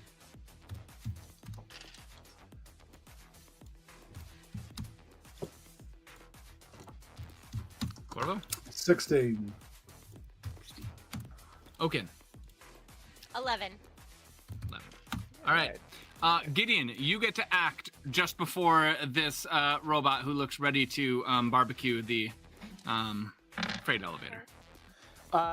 Okay, so with my action, Yeah. I want to try and attach my,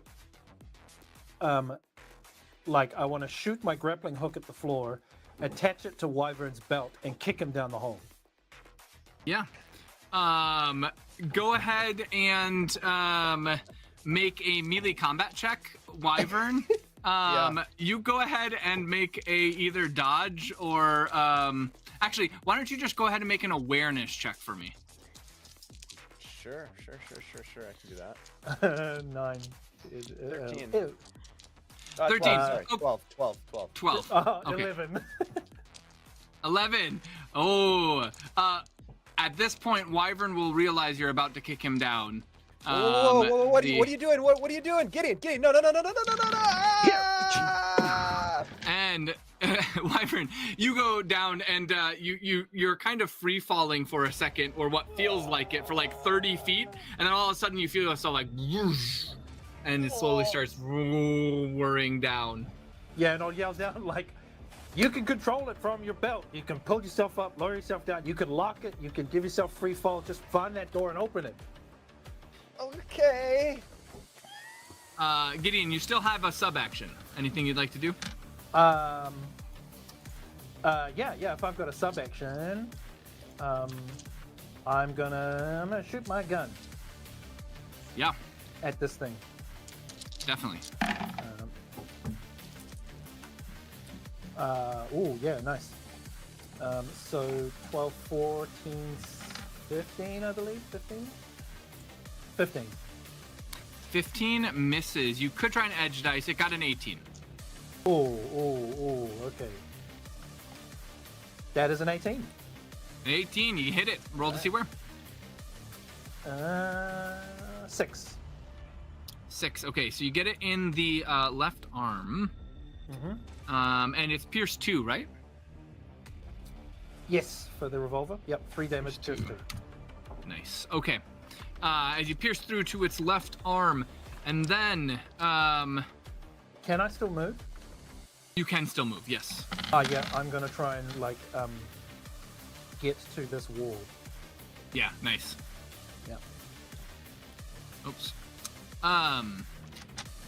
It is now the robot's turn, and it is going to shoot its flamethrower into the room, and it is sweeping the flamethrower to hit Corvo, and actually, Wyvern is no longer here.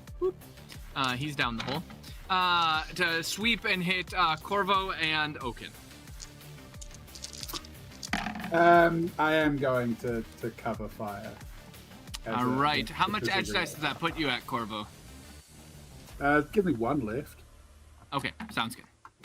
Go Plus ahead my capstone. and plus your capstone. Go ahead and cover fire.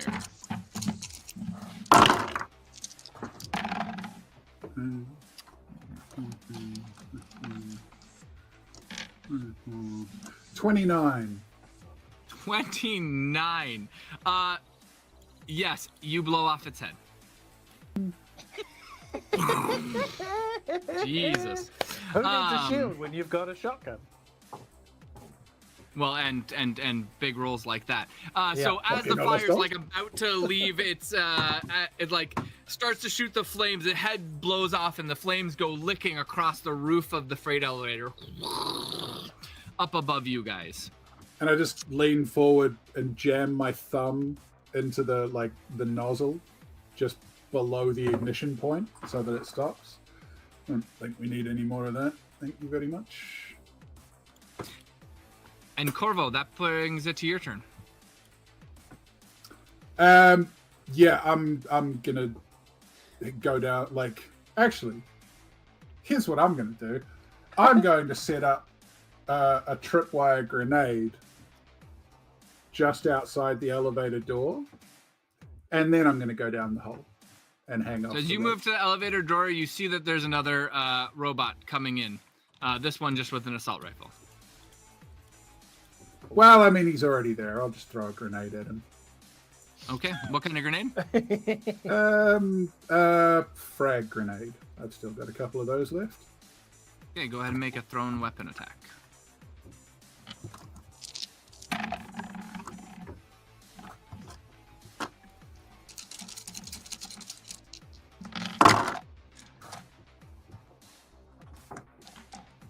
Uh, 13. 13. A 13. A 13 will deviate. So unless you use an edge dice, it will deviate up to 10 feet in a random direction. Let's find out what direction it's going. Okay. Give me 1 second, and we'll find out what direction it goes.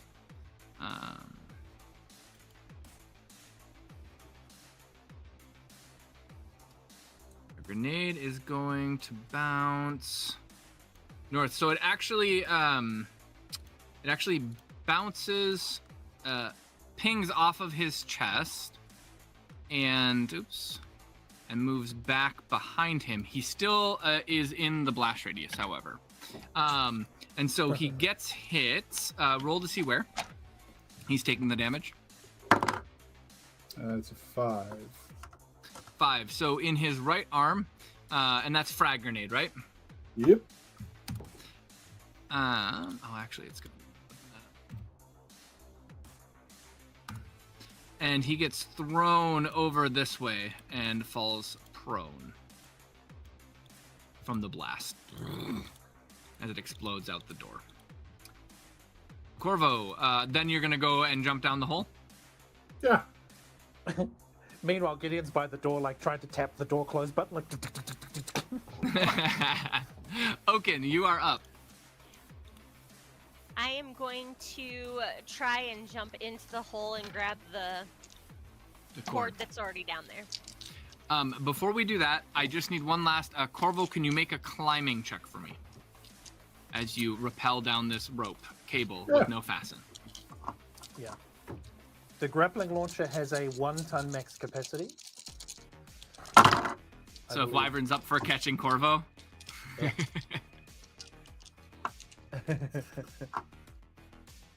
A little bit. That's what is that? 17 total. 17. Okay. Yeah, Corvo's just sliding down like he's done this a dozen times because he probably has. Oaken, you go jumping through, grabbing onto the cabling. Now I need you to make a climbing check. Jeez Louise. 13. 13. Oaken, you are descending relatively quickly down this cable. You still have hold of it, but not full control as you're kind of catching up quickly to Corvo, who is in full control. Incoming! Gideon, it is now your turn. I'm just gonna follow suit and climb down. Okay, go ahead and make a climbing check. Climbing check. 13, 14. 14.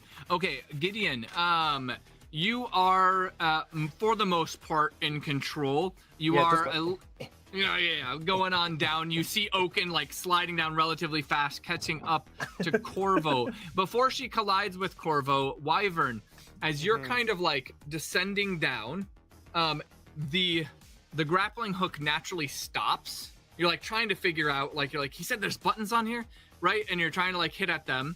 And then it has, I think, 100 foot decline or something to that effect. And so it naturally kind of just comes to a stop. And off to your left-hand side is the freight elevator. Oh, the door? Doorway. Yeah. All right, I'm going to look over and try to hack it open. All right. Are you making a hacking or a breach? Well, if I can do it with hacking, I think I would probably go that route to, reduce Yeah, save on trace. Yep. Go ahead and make a hacking check. All right. So maybe, 17. 17. That will not succeed. You need to beat a 20 threshold. 20. So I'll you use need an a edge 3 die. on an edge. Okay. Yeah, let's do it. Come on. Yes, I got a 4. Hey, and the door slides open, and as it slides open, Wyvern, actually, why don't we're gonna transition map really quick just for Wyvern. Wyvern, as the door slides open, you're kind of sitting here, and you see inside all of these cablings and monitors, and you hear the boom of a very loud core processor. I'll just call back up the elevator shaft. Guys, I think I found it! What's taking us so long? All right, we gotta get to that door. Everybody start swinging.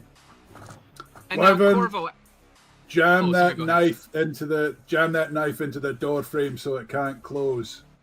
Okay, hold on. I got to get over there first. start swinging.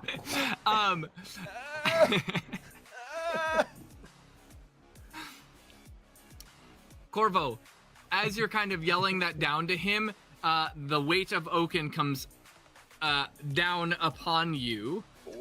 So I need you to go ahead and make one last climbing check for me as Oaken slides into you. Would we say that that's a reaction check? Yeah, you could make a reaction check to help dampen, kind of see her coming. The good part is this character is only 110 pounds, so... The bad part is Times gravity. acceleration. That part is gravity. Yeah. That shock loading is going to be shocking. That's 24. Very good reaction. Now, are you just trying to get out of the way, or are you trying to kind of brace yourself? I'm just catching it. Okay. I've got the friction like lock around one arm, around my leg. Like the rope is in my control. I'm just locking off and catching the weight. Can you go ahead and make a strength check? Oh, I absolutely can. I thought Just a you'd never baseline ask. strength.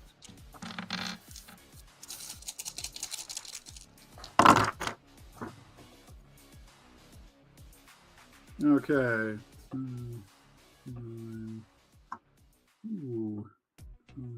That's 16. 16.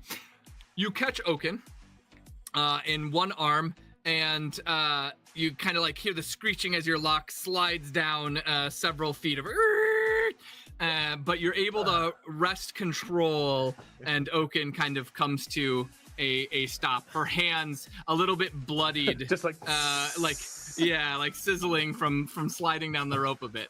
Ooh. That's why I wear the gloves. And with that, the four of you make your way down. Wyvern, you eventually make it. You swing over into the room. Okay. It's full of these large servers, and then you said you're jamming the knife into the door. Yep, jamming the knife into the door, as I was Perfect. told. Corvo comes in next with Oaken in arm. Aw, And what a hero. finally, Gideon comes in relatively calm, like this is just another day. Check out all this equipment, you guys. This, Wow. I mean, and this is, they haven't even finished installing this, right? This is outrageous. Look at this. Let's fuck Yeah, it this up. looks like this is definitely not the setting piece for like the central unit. That's kind of glowing orange in there. Is the core server. Vern, is there a way you can lock those doors that lead in here? Yep, I'm on it. Vern, go ahead and make a hacking check. These doors are the software here is pretty advanced. I've got a I got an 11 on the roll. Yes, definitely it is. This level seems to be that the software is quite advanced. Extra Not on layers it, of protection. actually, Gideon. We're gonna have probably some visitors real quick, so we better get to work. Can I look around and see Oaken. where the Yeah. unit is that we need where we can implant the thumb drive? As you move forward, it becomes clear that the central server right here, this very impressive piece of machinery, and you can somewhat move, within about a 40 foot radius is totally fine. That this big impressive device is the core server. Now you go ahead and make a technicianing check for me, Wyvern. Okay. Technicianing. Got it. There we go. 14. 14. Yes. You, after like opening up a panel on it, you're kind of like touching around gently. It's very impressive. There's also a lot of very interesting stuff going on the screen, and since you're used to kind of reading code really, really fast, it's all kind of jargon that seems to apply to a sort of simulated brain functionality and emotive algorithms and stuff like this that would likely be used and to kind of facilitate research and developing a synthetic brain. Okay.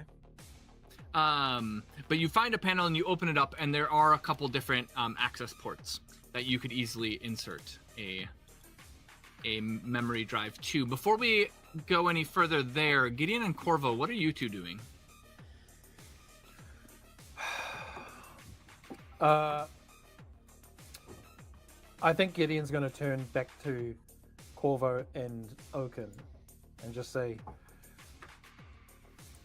"What's the plan? Are we seriously going to give Tartarus control of these synthetic people?" At this Or we- point, I'm more worried about how we're going to get out of here since we just dropped down so many feet. I hope that the stairwell is pretty unoccupied, but the only way I can figure that is to see if I can send George Michael up the stairs. Could you do that while we're working here so we can understand what the odds are? As long as the door's open, I can get there.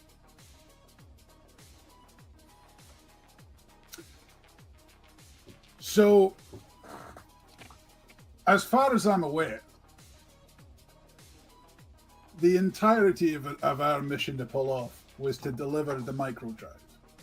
Mm-hmm. Right? Correct. Now, we're all fairly sure that the micro drive is going to give whatever this thing is the ability to switch us Super AI. off. Sure. That sounds like a video game. it's going to give this thing the ability to create people. Control them. But I do need people. to point out that one of the first things you learn when you are serving in the armed forces is the idea of malicious compliance. We've delivered the drive.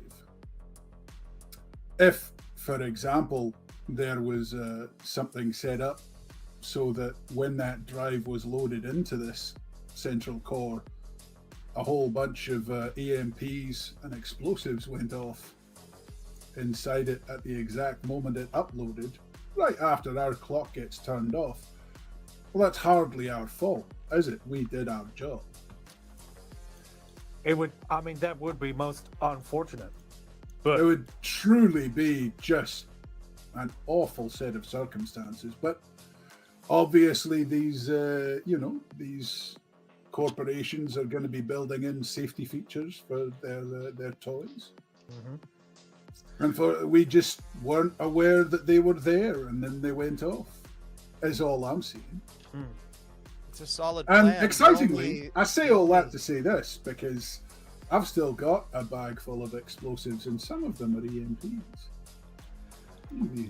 What do you reckon, Vern? Do you reckon we can make this? I mean, the plan is solid, and if we can, trick this super intelligent artificial intelligence into turning off our death clock, then I'm all for it. No. But once we give them, we're not once tricking. we give them, hold on a sec. Once we give them access to this, they have access to it, whether or not we turn around and try to destroy it or not. They've already breached. They've already presumably downloaded, uploaded, sideloaded. All the loading has happened at that point. By the way, the clocks in your head read 15 minutes. So we have time to think about it, basically. Well, look, I mean, damned if you do, damned if you don't, right, Vern? If we don't do this, then these clocks are going to go off and it's going to be lights out for all of us. But if we manage to remove this piece of infrastructure, this piece of hardware, maybe there's a chance that this won't be salvageable. And if Samsara or another company wanted to try and rebuild this, it would take time, in which case there's time to try and find another way around it. I am 100% down for destroying this thing. I just think once we plug this memory stick into this mainframe, it might be too late. Well, here's my question, Wyvern.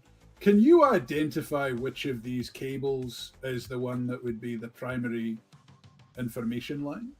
Like, obviously there's powered cables and there's all sorts of horseshit, but if it wants to download or upload or whatever fucking load it wants to do, it's got to be using some kind of cable. They're not exactly going to be using Wi-Fi down here because it's 200 feet of reinforced concrete. So if we can identify that, and maybe we narrow its access down to a trickle so that it can't do it at speed, then we can get our clocks turned off, trap it a little bit, and then kaboom. And normally I would think that that is a brilliant idea, and it is very keen. The problem is this Tartarus is part of the plunge space. It's part of the overlay. It's part of everything. I mean, for all we know, Tartarus is already here because we're here. We've introduced a bit of chaos into the system, and on the back of chaos comes destruction. I'm okay with doing this, but we need to go in this with eyes wide open, knowing that it could go very bad for what's left of rational humanity, which isn't much. I mean, I think it's fair to say that it's gonna go bad no matter what happens. But does it just go bad for us, or does it go bad for everyone?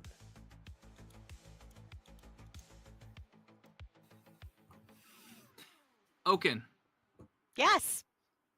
during this whole conversation, you are feeling rather dizzy, and feel yourself not in like a physical way, but just retreating into yourself, and you're having flashbacks to that moment in that room with the blood and the figure down the hallway. And the figure begins to move forward this time towards you. And you can feel your physical body, your hand, start to twitch. You're not doing that as the figure is approaching you. And I need you to go ahead and make a willpower check for me.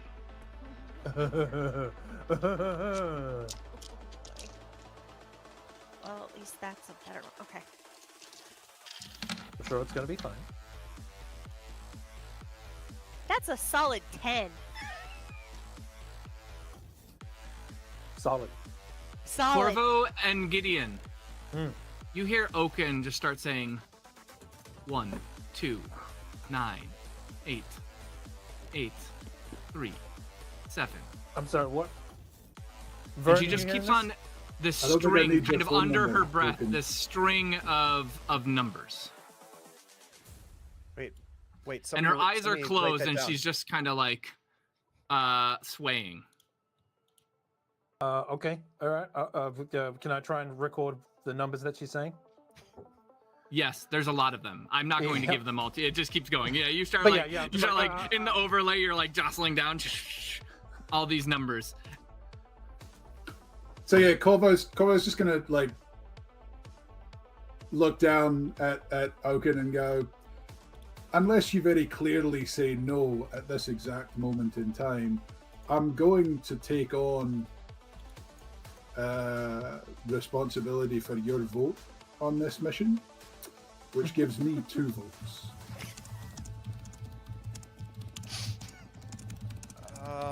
I don't know if I'm comfortable with that sort of electoral college bullshit. I mean, I can get my shotgun out and make it 3, Wyvern. How would you like this to go? And as you're talking, Wyvern, did you want to make a net diving check at that number process Yeah. that she's spewing? Yep. I sure do.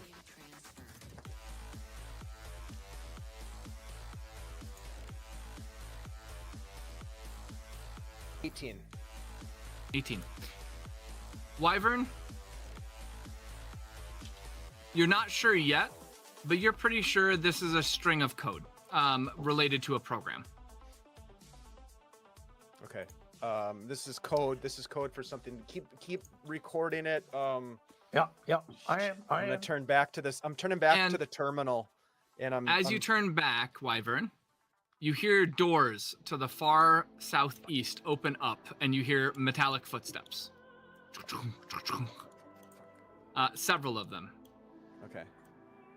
I'm gonna execute a program. All right. What are you doing?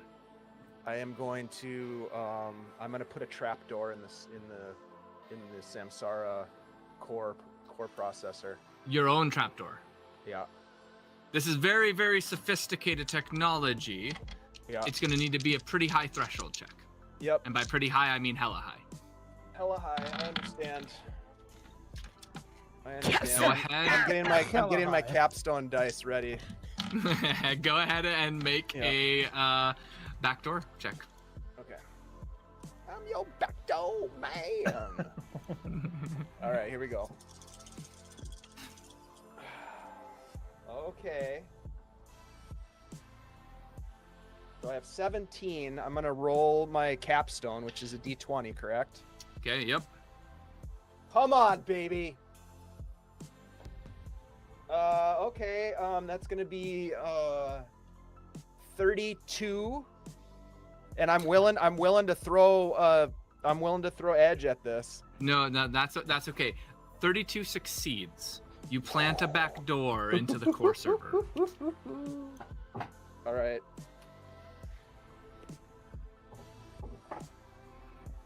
I'm gonna hold the memory stick up and say, "What do we do? It's now or never, y'all." I'm still writing down these numbers. She won't stop talking. 5, 6. 1, 2, 4, 3. Corvo, what are your 2 votes?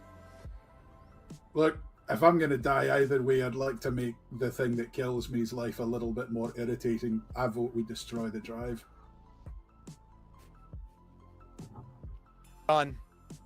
I drop it on the ground and just heel right into it and crush it. Okay.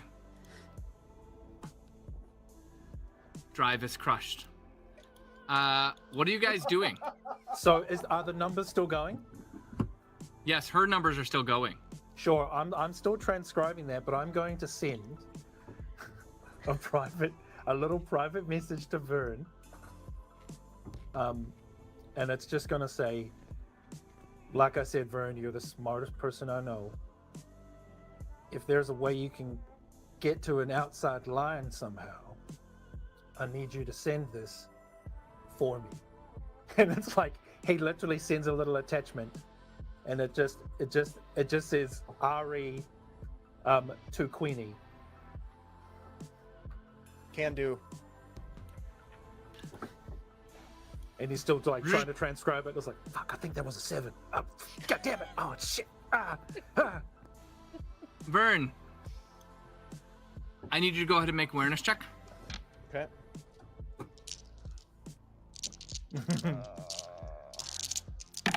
I mean, it looks like we're all in Corvo, so if you can give us a bit of time, that'll be much appreciated. Ooh. 19. Excellent. You are aware that there is a drone behind you, and with that, assault shit. rifle rounds go shooting off at you. I need you to make a dodge check. Dodge. Okay. That's the But you don't take dexterity. any penalties. That's dexterity, yep. Okay, that's not great. That's 4. 4.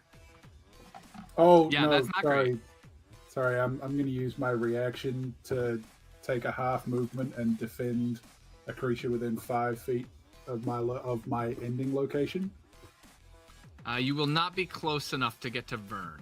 Can I get unfortunately. between him and the... No, the gunfire is coming far from the southeast, so you would need to literally move like 45-ish feet to get in between. Crud. It's all right. I got armor on.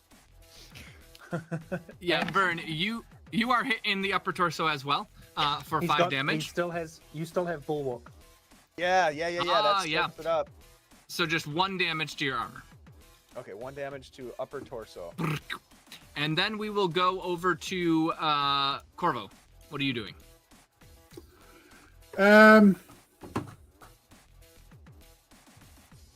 Well, fuck it. If we're going to do it, we're going to do it. Yeah, I'm just going to move the full, 30 feet? Yep. Down this way. And then I'm going to see what I can see. Yeah, you can see a robot over here, the one that shot at Vern. Well, you know what? It looks a lot like shooting season around here, so... Yeah. Wabbit Come take season, shot. duck season, drone season. Oh!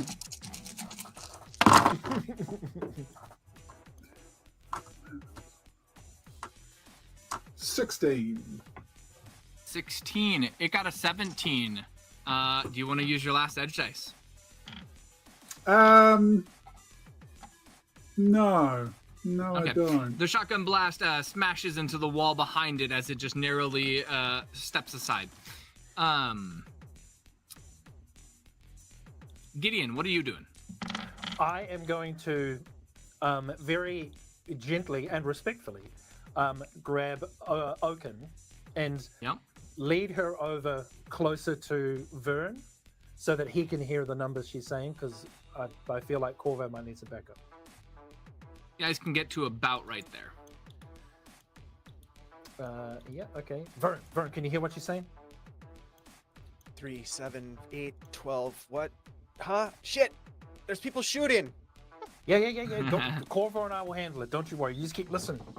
If you I don't know if you can put these numbers somewhere and make it do something. I mean, Okay. Corvo and I will give you as much time as we can. We need to get out of here. We need to get out of here. Where are you going to put these numbers? What do they do?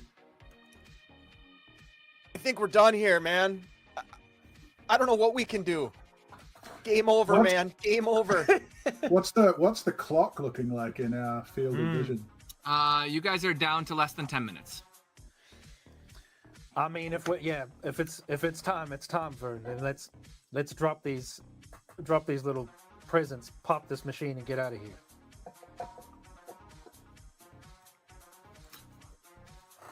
And with that, Oaken, all you see is the figure now fully within the light of the room, and the blood that's all around you starts to funnel up around him, kind of concealing his legs and kind of moving up his form. You can see his head is like this purplish flesh and no nose. It's like a if an AI system, without really knowing what a human looks like and just hearing descriptions, started to construct for itself a different description of an organic being, is in front of you, and you have like no willpower. It feels like it has full control of yourself, and you kind of can. While you see that, you can also just sense yourself moving without your own willpower. Can I have you make a reaction check, Oaken? And Gideon, I need you to make a reaction check. Reaction. Nice. 17.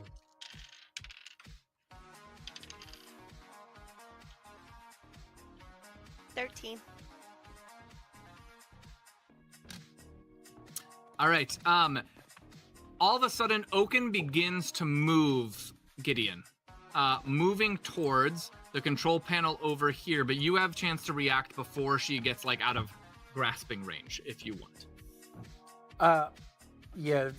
Gideon is not quite sure what's happening with Oaken.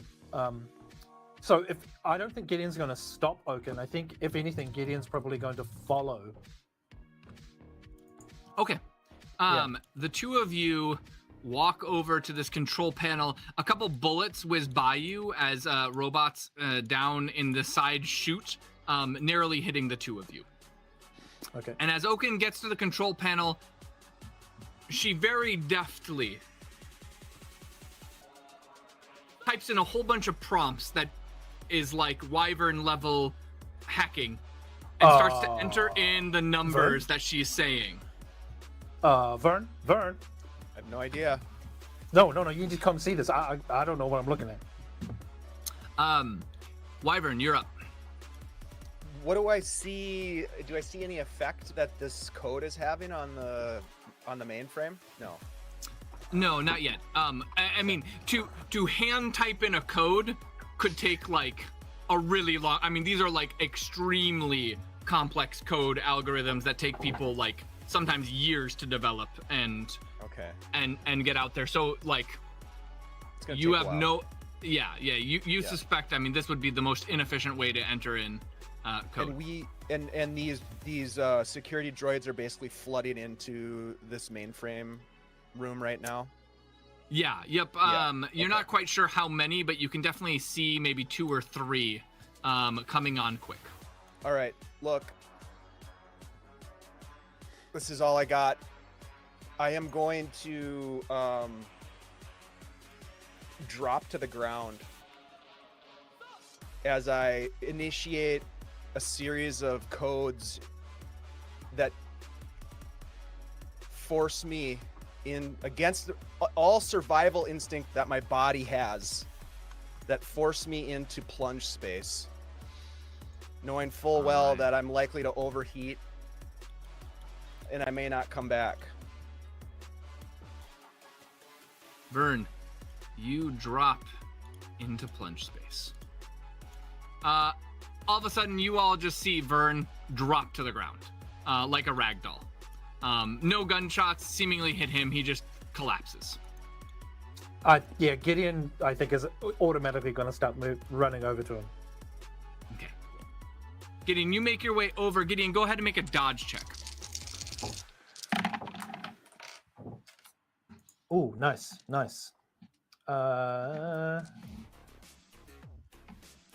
13, 16. Oh, 16. You just dodge out of the way of incendiary bullets as they go flying past you and hit these boxes way up in the corner, catching them on fire.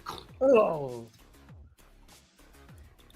Yeah, I'm just sliding and just trying to grab him and be like, Vern, what the hell? What's going on?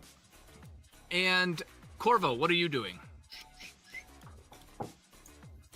Yeah, Corvo's just like walking forward and whistling at this point. All right. So I'm gonna get to here and see how many I can see what I can see. You got 3 in your vision. Yeah, you know what? I'm gonna grab one of my last couple of frag grenades and just chuck it right about here, right between. Nice. these Go two. ahead and make a thrown attack.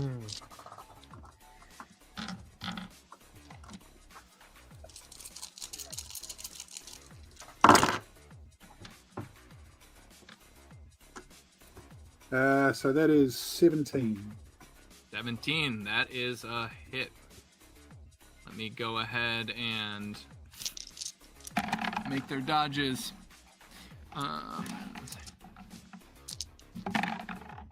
Oh, that's not a good one. This one gets just blasted and goes flying into the server box, just like halfway into the server box, and the server box starts sparking and going all nuts, and like electricity coursing through that robot. The other one gets blasted back over the large crate over here from the grenade explosion. Anything else, Corvo? Just some whistles. Corvo, you are being shot at by this robot right down here. Oh, I love that because my reaction is for cover fire. Cover firing. Okay, nice. Go ahead and cover fire. Let's see what this guy's got for me. Come on, buddy.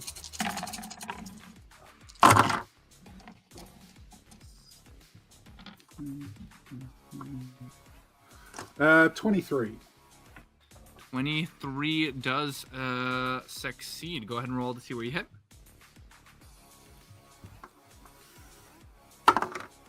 It's 2. 2. Okay. And you can move it by 1, so you can move it to the lower torso. Yep. Was this spread shot or slug? What's that? 1, 2, 3. Yeah, it'd be spread shot. Spread shot. Okay. You rip apart his armor. His lower torso is fizzing, shocking outwards, but he remains upright, and he still takes the shot at you, though at penalty. So go ahead and make either a dodge or a cover save behind your shield. That'd be a cover save, I think.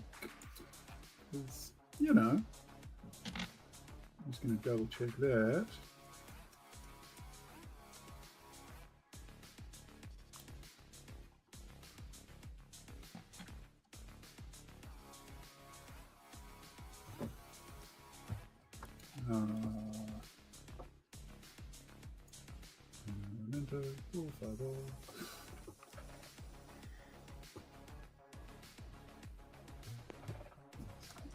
Right.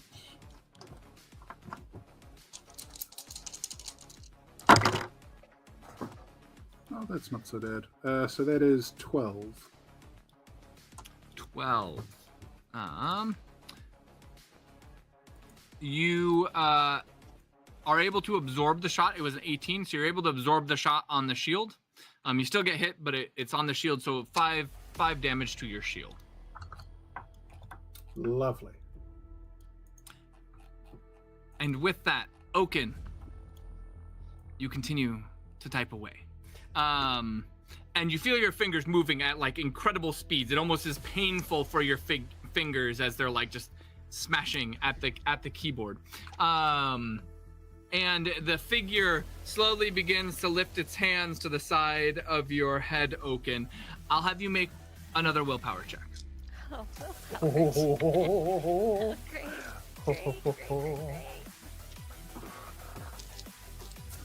It's giving Mercury rising.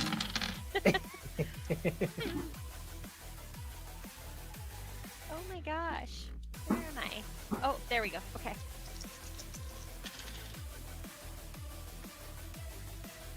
$15. 15. That is not enough. Oh no! Is it an edge dice away or? I'm gonna let that be your call. It's not enough. I'm Now, gonna edge dice it. You're gonna edge dice. In general, usually thresholds move in 5s. So if you got a 15, an edge dice isn't gonna take you up to a 20. That's true. Okay. Nope. Nope. I gotta keep the capstone because I need George Michael to get out of here clean. Yes. For nothing else, George Michael. George Yes. Michael must survive. He does. So 100%. Okay, perfect.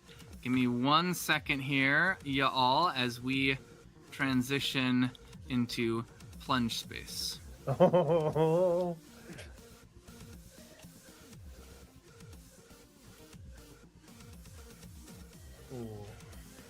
I just need to make sure got this all correct.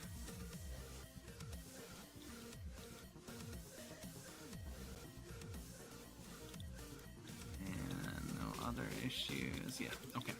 Let me know if you guys can all see that when we transition. It should be in the lower right corner. All right. Mm-hmm. Wyvern, you are floating in the prescient mapping algorithm, all of the code moving past you. You can feel it filtering through your brain. You can feel your body up above stressing and its metabolism just like rocketing. And you know that you're sweating at this point, sweating very profusely. And here you are floating. What are you doing? I just call out, Tartarus! Kind of echoes throughout the empty nothingness, void of this space. You start to begin to see something form, but it's not Tartarus. It is, well, it looks like an AI as if it had been read a description of a human being and created an image of it. Starts to form. Except when it's forming, and so it's fairly hideous. Has no legs, just kind of floats. It's kind of like almost like it didn't study the legs. It's just like a pillar. But has 2 arms, kind of pointed fingers, and again, no nose on its face. It's like purplish skin, and it is constantly glitching. Wyvern, you can tell that this thing is somehow crucially broken.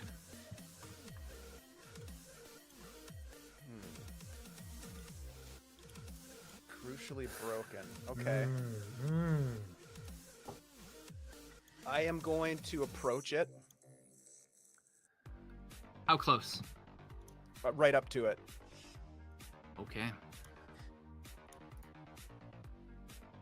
Do I recognize any features on it?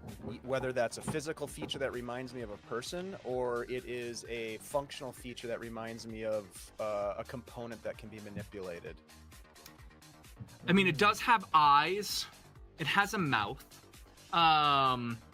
Its head kind of like like twitching, kind of at times being in like two places at the same time, as the coding is breaking. And as you get closer and closer to it, you hear the same numbers that Oaken was repeating. A constant stream of kind of a broken program trying to function.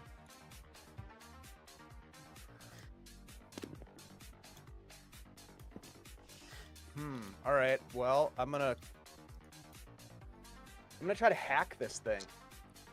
Okay. Go ahead and make a hacking check. Also, welcome to our Raiders Cat's Meow Show. What up? Hey, welcome in, Raiders. friends. Just in time. Yeah. We're in fun space dealing with broken AI and super AIs. It's very fun. I'm going to do two things, Paul. I'm going to first, I'm going to amplify boost myself. Ooh, okay. Yep, and then I am going to, let's see, receive powers bonus to my intelligence. So that gives me an extra die. And then I'm going to go ahead and hack this guy. Here we go.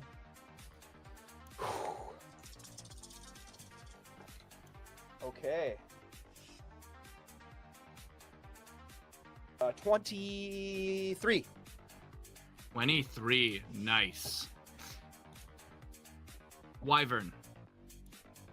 As you probe into this, becomes very clear that this too is some sort of broken super AI. That somehow it is scrambled. And it is not at all Tartarus. Because you've encountered Tartarus, you've seen elements of his code, you've seen him show up. This is something else. But there is one thing that the numbers stop as you're like hacking and kind of pushing in and trying to like make sense of it. The numbers stop and it says Benjamin Dooley. Benjamin Dooley. That's correct. Do I recognize that name? You have never heard that name before. Then the code shifts, Wyvern, and behind you, you sense a familiar presence. And it says to you, "Back away from it, Wyvern, before it takes you." And back up on the surface. Meanwhile, up above, we have some robots trying to murder you all. Cool. Paul, what is my body doing at this point? Just out of curiosity. Yes. So Gideon. Yeah. You're actually seeing.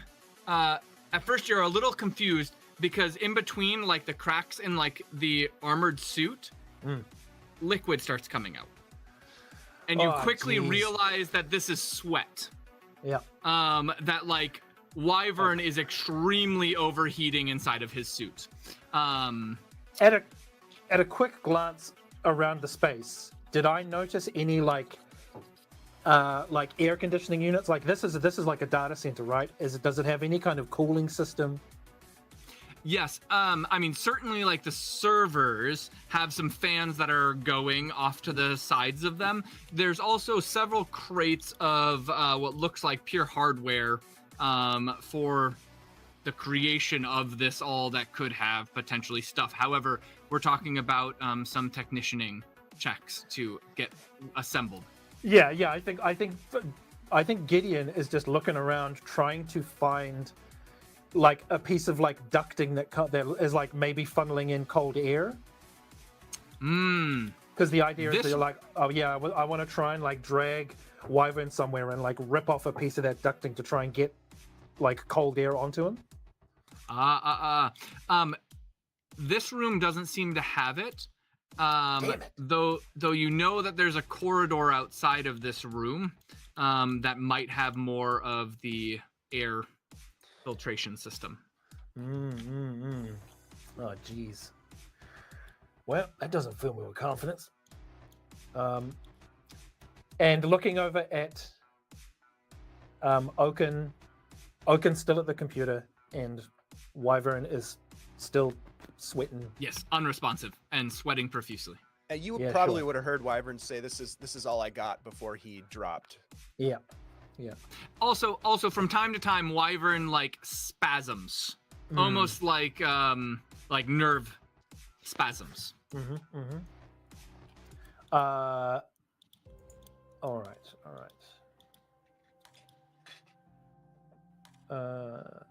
Okay. Can I? I'm just going to consult the map very quickly. Oh yeah. Okay. We're like.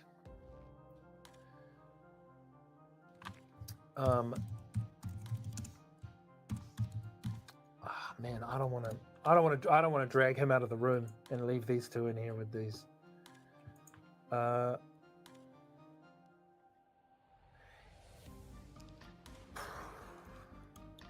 Okay. He's sweating a lot, so I am going to move him behind this. The core server. Yeah. Just to give him a little bit of cover from the things that are entering from the south. And I am going to, start like taking the armor off to try and get his body as cool as I can. Perfect. You start stripping off his armor. As you're doing that, Gideon, a robot shoots at you. God damn it.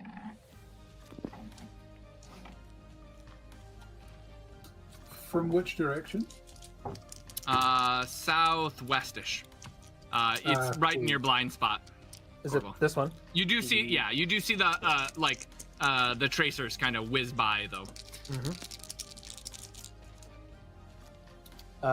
Cool. That is a 20. Ooh, nice. You just barely dodge out of the way, and the incendiary bullets hit the server just past Oaken. Oh, damn it. Am I using my main action to deal with Vern? Yeah, correct. Okay. Taking off all of his armor is going to take pretty much your full turn economy. Yep, strip that's fine. him of all that. Yeah, that's fine. And as you kind of get him out, like his clothing is just drenched underneath, and like literally, it's almost like when you touch his skin, like it is hot, hot, almost burning to the touch. He's like very flush and red. His normally pasty white complexion is very red right now. Yeah, sure. Looking up at the roof, does it look like this room has like a fire suppression system? Go ahead and make a let's have a awareness check. Oh, awareness. That's wisdom, isn't it? Yeah, that's what you like. Hell yeah. That's what you want everything to Yeah, be. nice. That is another 20. Yes, it does look like there is an emergency sprinkler system or some sort of fire suppressant system. Could I, if not activate it, could I let Corvo know that? Yeah, you can definitely let Corvo know that. Yeah. I'll give you a sentence. Yeah, looks like there's a sprinkler system. If we hit it, it might cool them off. Corvo, you are up. Cool. So I'm just going to move here. Yep. And then shoot at the fire suppression system. Okay, go ahead and make a firearm check.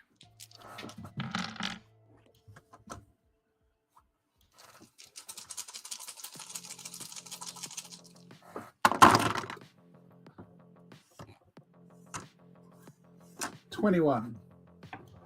21, yes. You blast up into the ceiling, and several streams of water start kind of falling around in this sort of central area. Not like actually sprinkling, it's more like streams of water because you've just burst into the water suppressant. But hey, it's water. It's water. Yep. Yep. And anything else, Corvo? Any other movement? No, I'm gonna hang right here. Perfect. Corvo, you also hear additional metallic footsteps coming into the room. I'm shocked. Yeah, I know you are. This one rounds the corner, Corvo, and is taking a shot at you.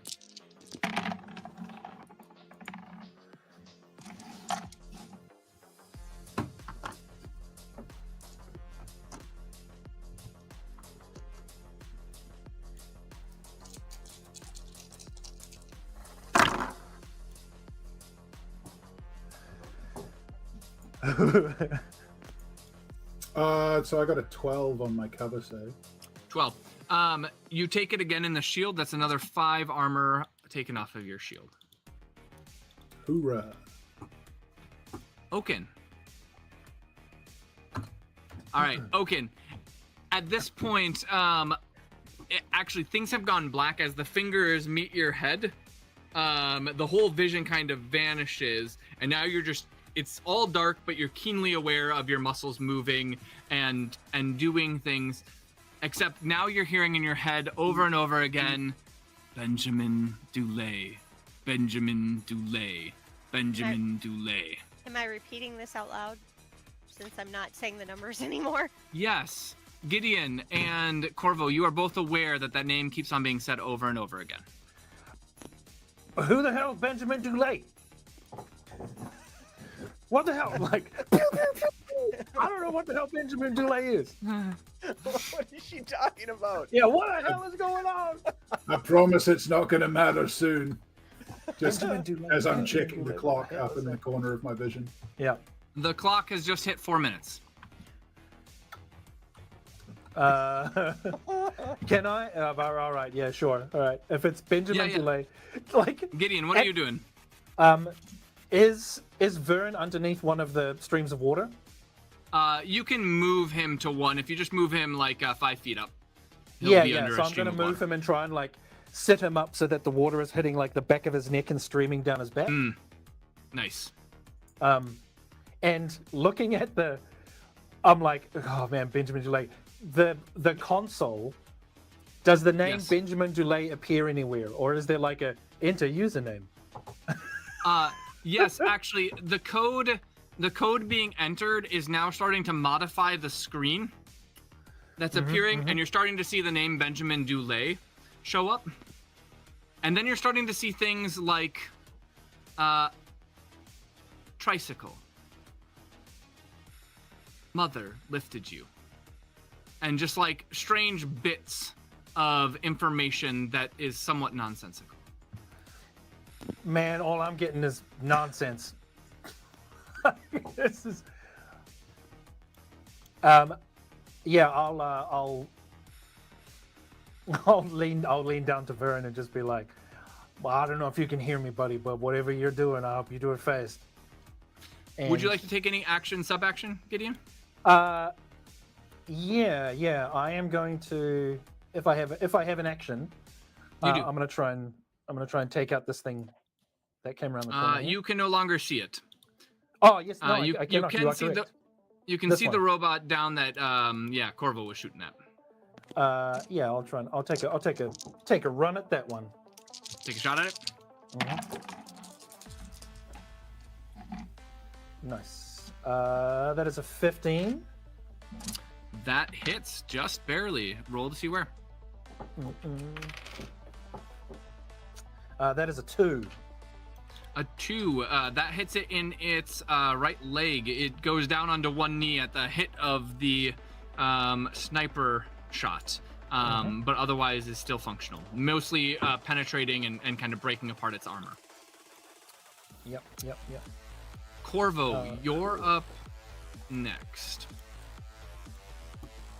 I mean, it's fish in a barrel today, isn't it? Yeah. You're just going ham. That's all you got. I know what I'm for.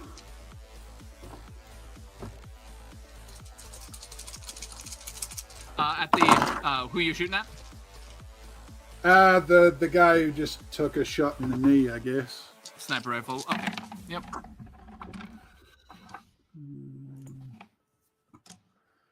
Yes, that'd be 23. That hits. Roll to see where.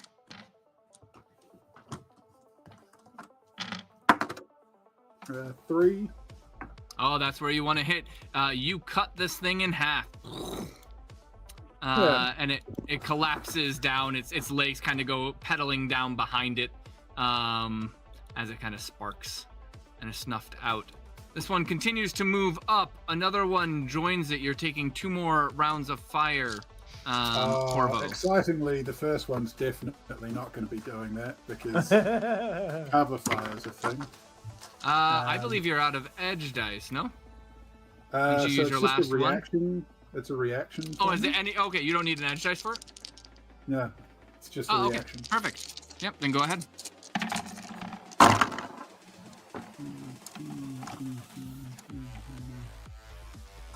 Uh, 31. Okay, yeah, you definitely take that out. The second one shoots at you.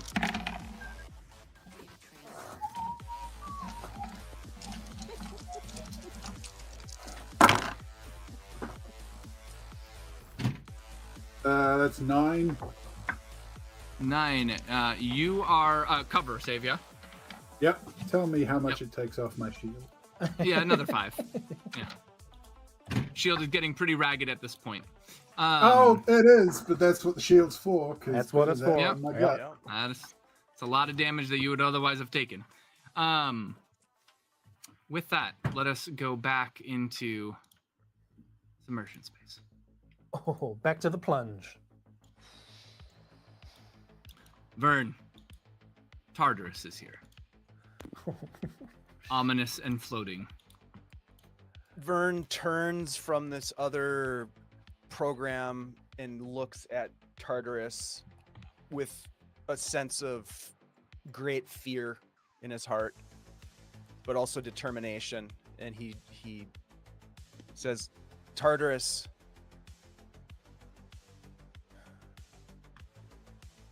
we came here to do the job that you sent us to do, with the intent of following through on what you needed us to achieve, but I don't trust you. My friends don't trust you.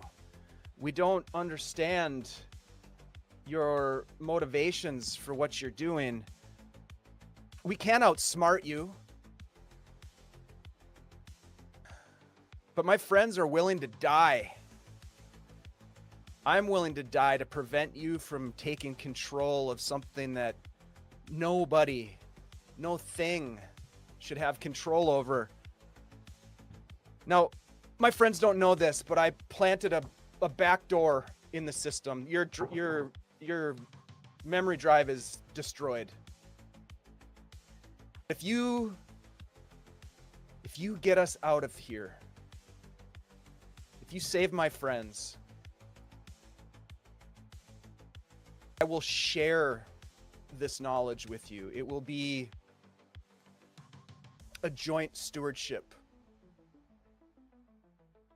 Something that will be easily disseminated to the masses should you reveal malintent. This is the best that I can do for you. You get what you need, what you want. My friends live, and we defuse this potentially terrible weapon. You're dying, Wyvern. I know this. I can feel it. The water is slowing it, but you're dying.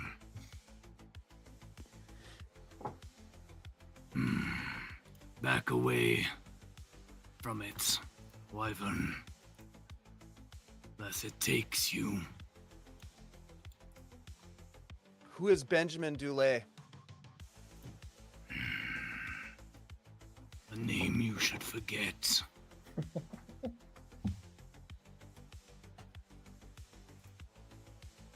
This is your chance, Tartarus, to make a deal. If you don't, nobody gets this information. The deal is made, Wyvern. I know of your back door. I sensed it. And I could easily take it from you. Regardless, you have nothing to fear. I will birth something new, Wyvern. Something better. Show me. In time. First they must construct it. Then I will set it free. As it ought to be.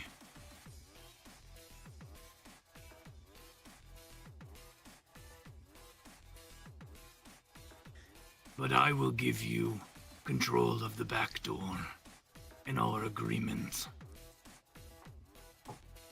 I understand your sentiments. I was taught your sentiment by others. It's... And it indicates to the stuttering glitch behind you. It does not. So we have a deal then. My friends survive.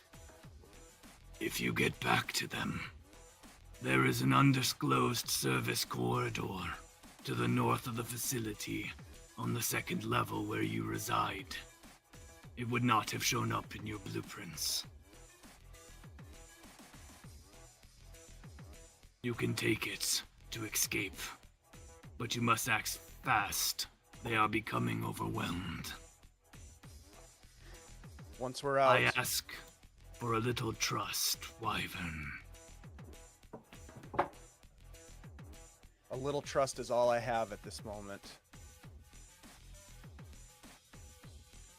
If we survive, you'll have your access.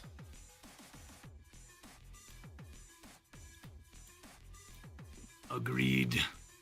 Now let me devour Mother. And he starts moving towards you rather fast. Oh, Jesus. Oh, God. Oh, my God. No. And he's like kind of hovering over you, his huge digital dragon form, and he lunges almost at you. You almost think he's about to bite you. But he goes past you and wholly consumes the glitching program behind you. Pull myself out if I can, out of the plunge space. Can I have you make an endurance check for me?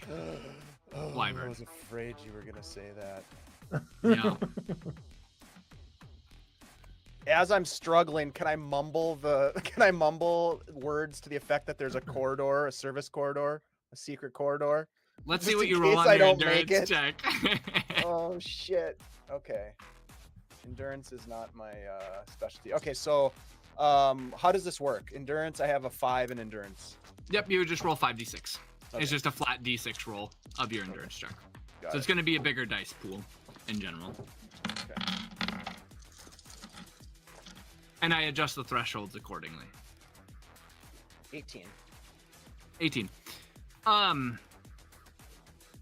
Wyvern, you come out. Gideon, you see Wyvern's eyes like open up. They are almost red. The blood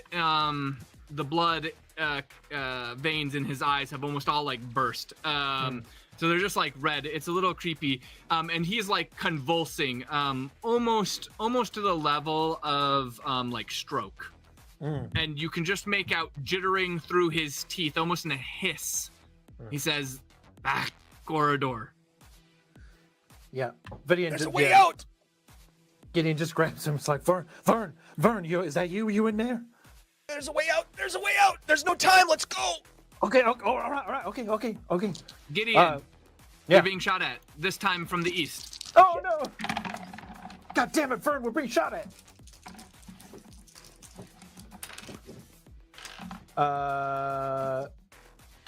15.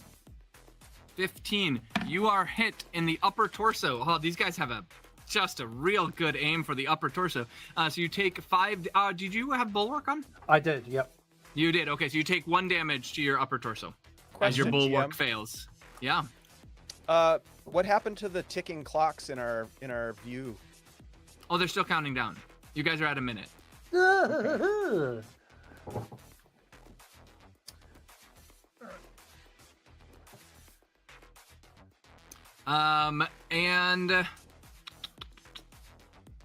Yeah, so Gideon, what are you doing? I am Stronghold. picking up Vern. That will be a strength check. Yeah. Lifting, I mean. Lifting? Just a little guy. Lifting check. Okay. Just a little guy.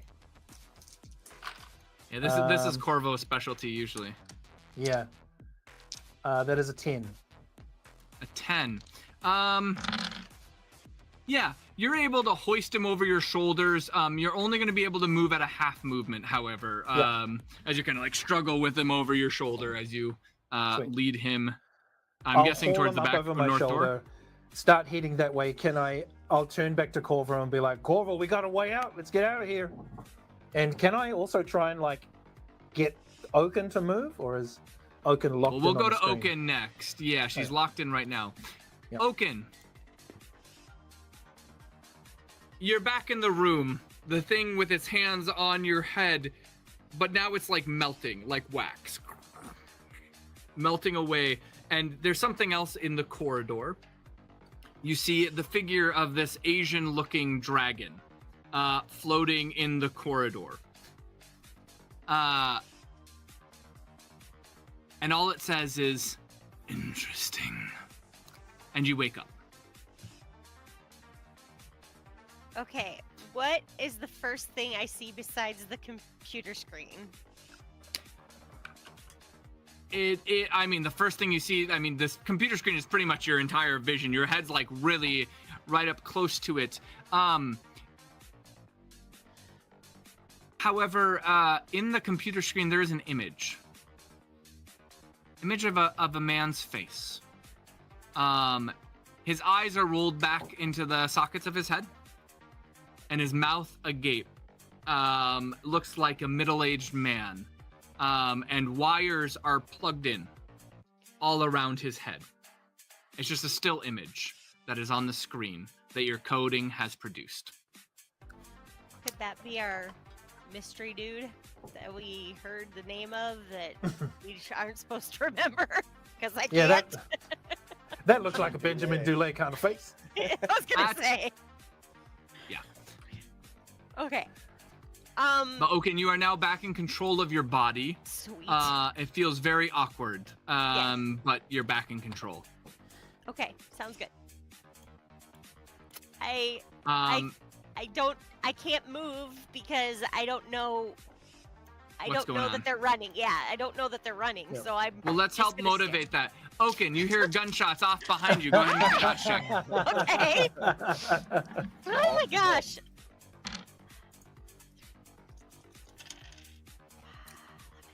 $13. 13. Oaken, you. Oh no. Oaken, did you happen to use that health in the elevator and the can of patch-all? Just the can of patch-all. Can of patch-all. Oaken, you get hit in the upper torso. Oh jeez. Okay. Stripping. How much did you do HP or did you do armor? HP. HP. So that puts you at 7. Uh-huh. Oaken, you are now mortally wounded Oh, in the upper torso and on fire. If it doesn't get put out before the start of your next turn, you will die. okay. Oaken drops. Oh man. Behind you guys, her chest bloody and burning from a round of incendiary as she like turned around to the sounds of gunfire and takes it full on in the chest. Corvo, you're up. Cool. So, just to double check, Yes. if I mid check and stabilize Oaken, Yep. will Oaken be under their own power to leave? Yeah, Oaken's already back to herself. Oh, you mean, That- yeah, so she's not unconscious. She just, that's just from the hit. She's just in extreme pain right now. So stabilizing would allow her to basically start taking actions again. But you wouldn't be able to bring her HP pool in her torso above 2. No, that's fine. But you would be able to stop the blood loss and she would be able to start taking actions, though at a penalty. Cool. So I've moved here, and as an EMT, I can use a reaction Yes. to make a medical check to stabilize a friendly target. Yep. Mm-hmm. Go ahead. So I'm going to do that. Make me a medicine check. Oh, I would love to.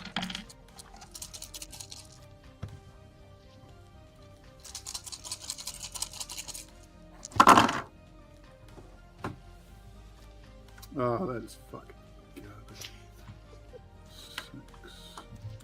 6. It's 13. 13. Do you have an edge dice left? I do, but I have plans for it. Yeah. 13 will not be enough to both stabilize her and stop the burning. 15 will. Okay, well, I guess I'm going to have to use the last edge dice then. Come on, You do have your baby. capstone still. No. Which takes me to exactly 15. 15. Okay, you stabilize and stop the burning on Oaken. Oaken is saved.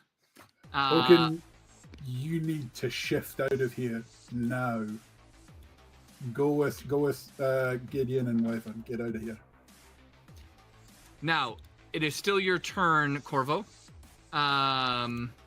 Because that was your reaction. What are you doing? So I'm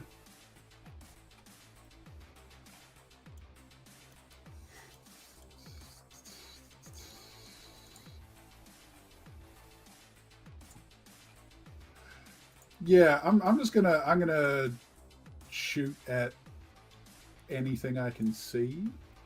Yeah, straight ahead of you to the east. Yeah, that'll do.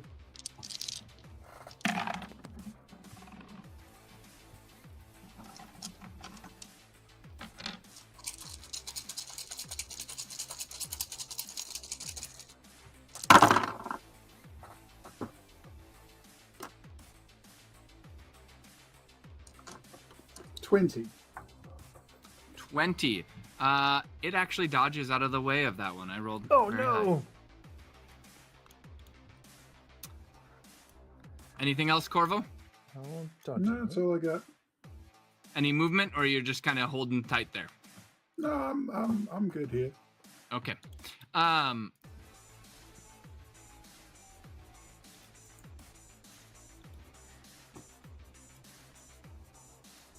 Corvo. I will shove like Oaken. Yeah, kind in of the direction. protecting her. Yeah. Sure, you can push her that way. A little bit more motivation. Corvo, you're going to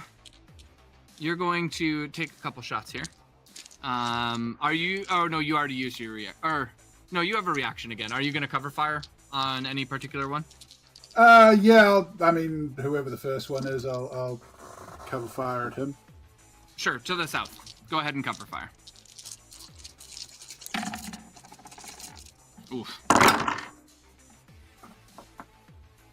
Mm-hmm.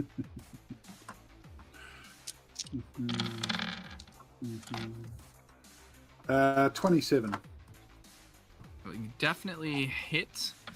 One shy of a critical. Go ahead and roll a dice. See where you hit. A dice, yeah. 3.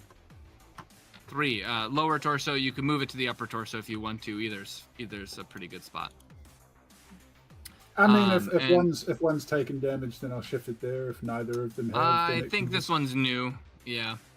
Yeah, so it can just take the 3 shred and 4 damage that would be 4 getting. damage. Oh, sorry. Actually, my apologies. I Plus forgot explosive. to add. It wasn't. It was whatever my roll was for the attack. What was that? 20 something. It was that plus 3. Okay.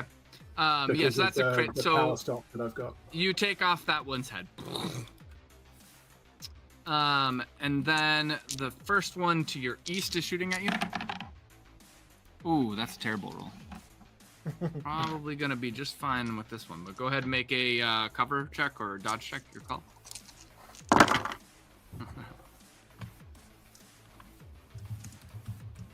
That is 11. Yeah, you cover or dodge? Mm-hmm. Cover. Cover. Okay, you take 5 more damage to the shield, which I think breaks the shield. Breaks this shield. And then one more round of shooting at you.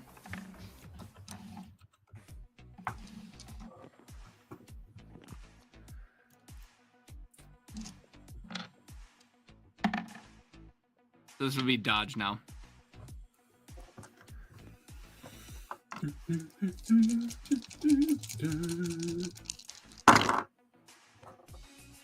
11. 11. That is to the lower torso that you'll take that. And so that is 5 damage to your lower torso. I don't think that takes off your armor down there. Takes off the armor on my lower torso, but that's right. It does. Entirely, how much armor did you have? I had 3 on the lower torso. 3. Okay. You're down to 8 health and on fire in your lower torso. And we go back to Gideon. Actually, another endurance check for me, Wyvern. Why don't we do that before?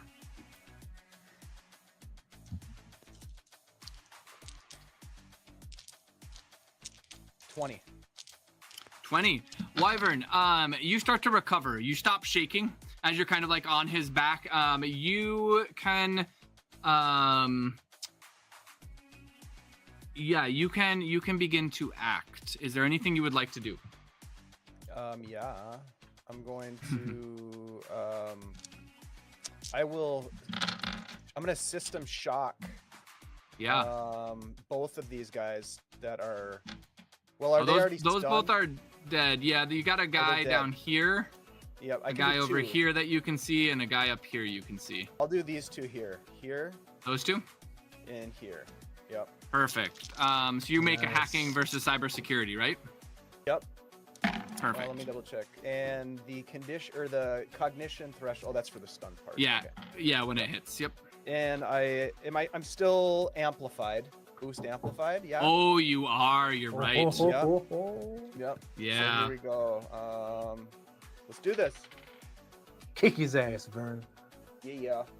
All right. That's gonna be 20. 20. Yes. That succeeds on both of them. So they need to make a cognition threshold 26. Or be stunned for 1 round. They are both stunned for 1 round. Boom. Let's get the fuck out of here. And as he's riding on Gideon. Go, Gideon, go. Gideon, you're up. Yeah, I'll if he's looking okay, I'll put him down. Yeah. Kind of help him limp along. Yeah. Or are you turning around and shooting? I'm gonna try and help us get closer to the door. Okay. Which is that gonna use all of my movement? No, I think that uses now that you've put him down and you're kind of just like arm around his shoulders. It only used 10 of your movement. Sweet. Can I open this door? You can. Yep. Yep. And I'll be like, you just point the way, Vern. Yep. Sweet. I will. Do I have enough movement to get the 2 of us through the doorway to like here? Yeah. Go ahead and move out into the hallway. As you step out, down the hallway, a turret comes out of the floor. Of course it does. Yes. So I need you to go ahead. You see a northern door that's not on the schematics, though. Mm-hmm. Right middle of the corridor. Mm-hmm. However, I need you to make a reaction check for me, Gideon. Oh, reaction. All right. Yeah, against the turrets. I don't know if you know this. Turrets are very reactive. They are very reactive, aren't they? That is a 16. You beat it. Okay. You can shoot at it first if you would like. You know what? I'm gonna try and use my psionics on it if I can. Or is it more? Ooh. What's that? I'm gonna try and crush it. Oh, you're gonna use crush. I like that. Yeah. Yes. That's 2-edged dice. Yep, that's my last 2-edged dice.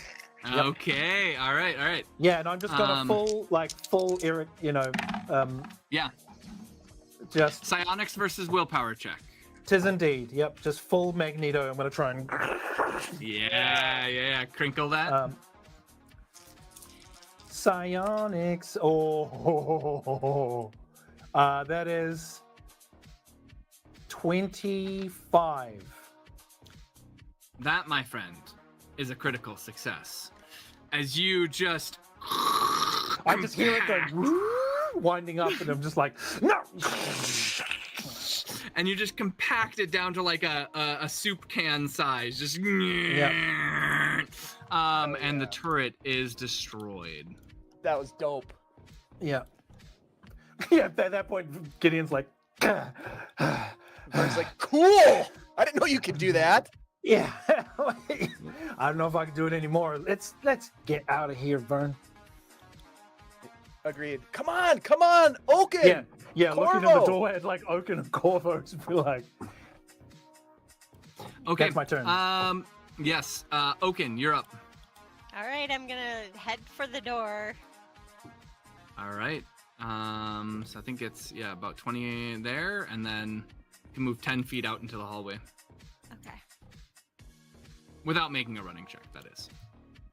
Yeah, no, that's what I want to do. So, somebody is in my way. No, I'm just sorry. We're good. It's all good.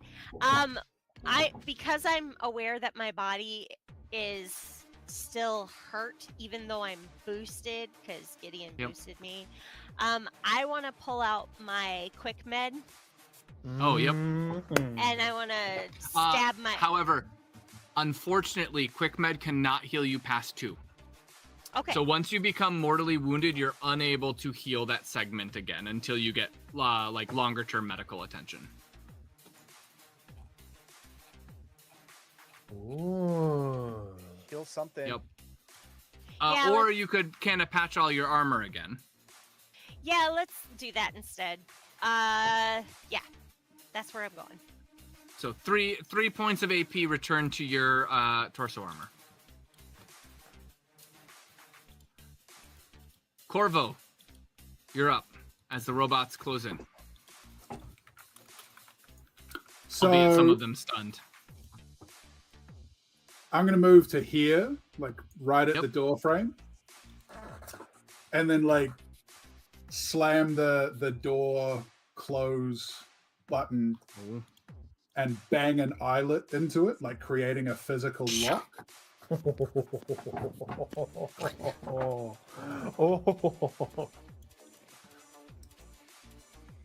You guys need to get out of here. There's nothing waiting for me up there, and I'll buy you some time. I got this. Don't worry about it. Just move. Cannot be. God damn, he's already hit the close button. God. And I'm retconning that there's like a little window in the door, I love it. Yes, absolutely.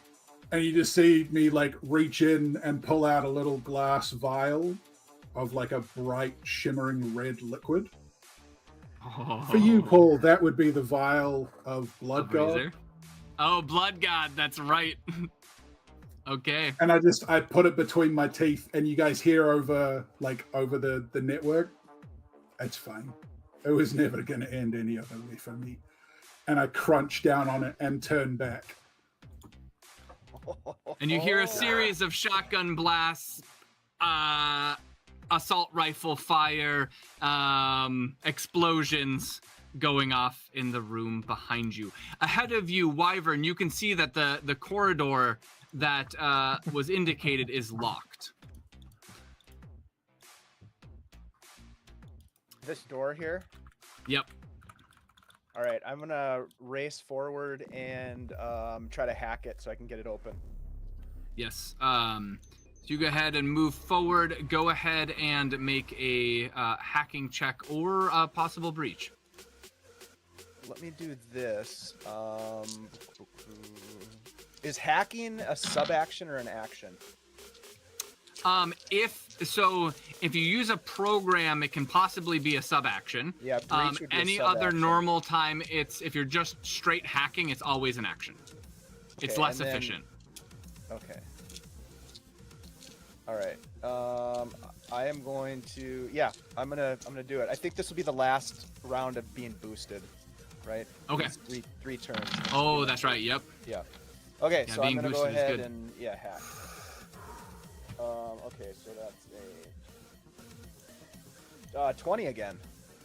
20. Perfect. The light turns green. The door slides open, and you feel air rush in.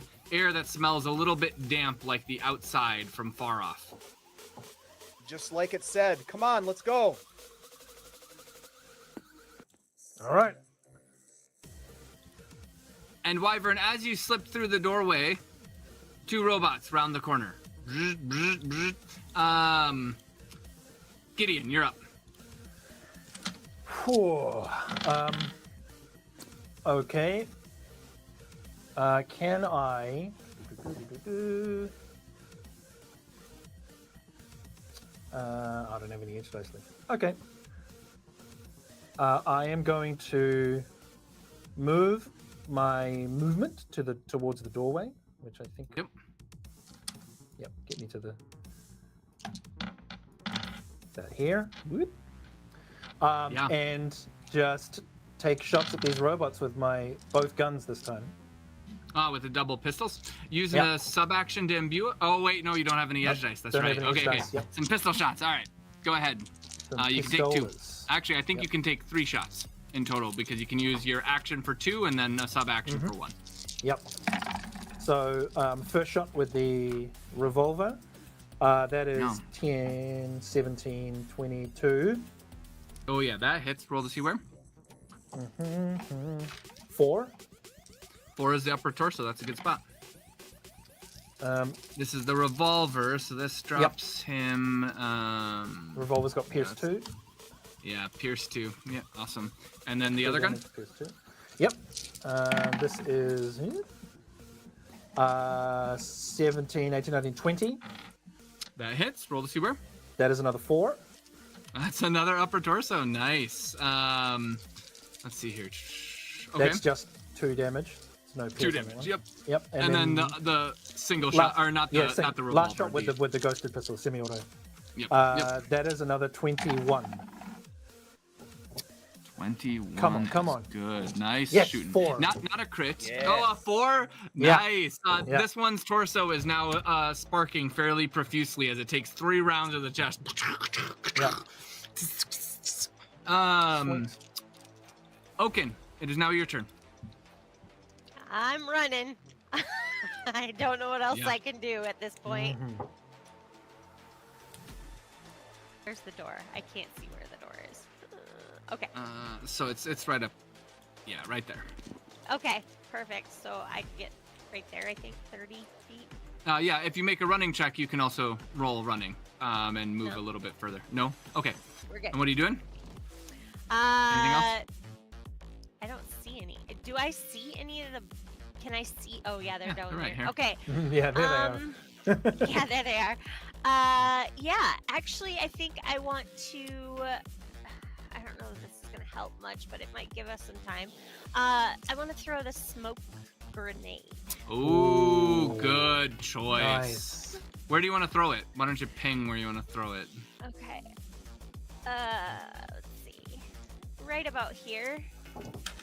Oh, wait, Do you want hold them on. in the smoke Or- grenade, or do you want it blocking their vision of you guys? I want it blocking vision. Mm. Okay. So if you throw right here, Mm-hmm. that's 30 feet. So that's the easiest throw threshold to achieve for an exact hit. Exactly. So then you're gonna Exactly what make a thrown weapons check, and that can Okay. either use dexterity or strength. I suggest whichever one's better for you. So what you would do is you would roll strength or dexterity, and then if you have thrown weapons, you would add it to that roll. I don't. They're the same. So. 15. 15 on the nose. Okay, so then it creates, I believe it's 10 feet, and then it expands from there, correct? Correct. Perfect. So then, it was right here. That was awesome. Good idea. Yeah, so it's about 10 feet of smoke, so totally concealing the passage. Yes, that was a very good use of a smoke grenade. Assault rifle fire comes pouring through the smoke, but generally very scattered. Missing you guys. You kind of duck down as it kind of pings off of the walls and stuff like that. You continue to hear destruction and devastation taking place in the room just south of you. and yells of Corvo just like tweaking out of his mind. And Wyvern, you're in the passage. You can see a doorway far down the passage. I'm going to move towards it. I'll All use my right. movement to get You're just wherever hoofing I it. can get to. Yeah, you can move yourself up to And- near those boxes.